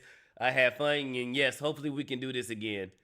So Yeah, until yeah, next time, y'all. I need you to show up. I need Oh, my I will. black child for my visuals. It just I looks got you. good. It looks I good to got the you, mother. leftist audience. I need it. No, I'm not. I don't The know because metrics. I'm not the right black, so I don't know. Yeah. I'm not the Oh the shit. raging Oh yeah. leftist. Oh wow. Yeah. You ain't black. Biden Mhm. said so. That's From awesome. color people time, he'll be late. Being told that you're not black by a fucking old white guy, the disrespect. That's crazy. I'm Crazy. telling you, man, it's one of those. I could go on for stories about that, but we got to end the stream. I got to prepare do. for work, and Naina's got to go get her teeth drilled. So we will Sick. catch you guys next time.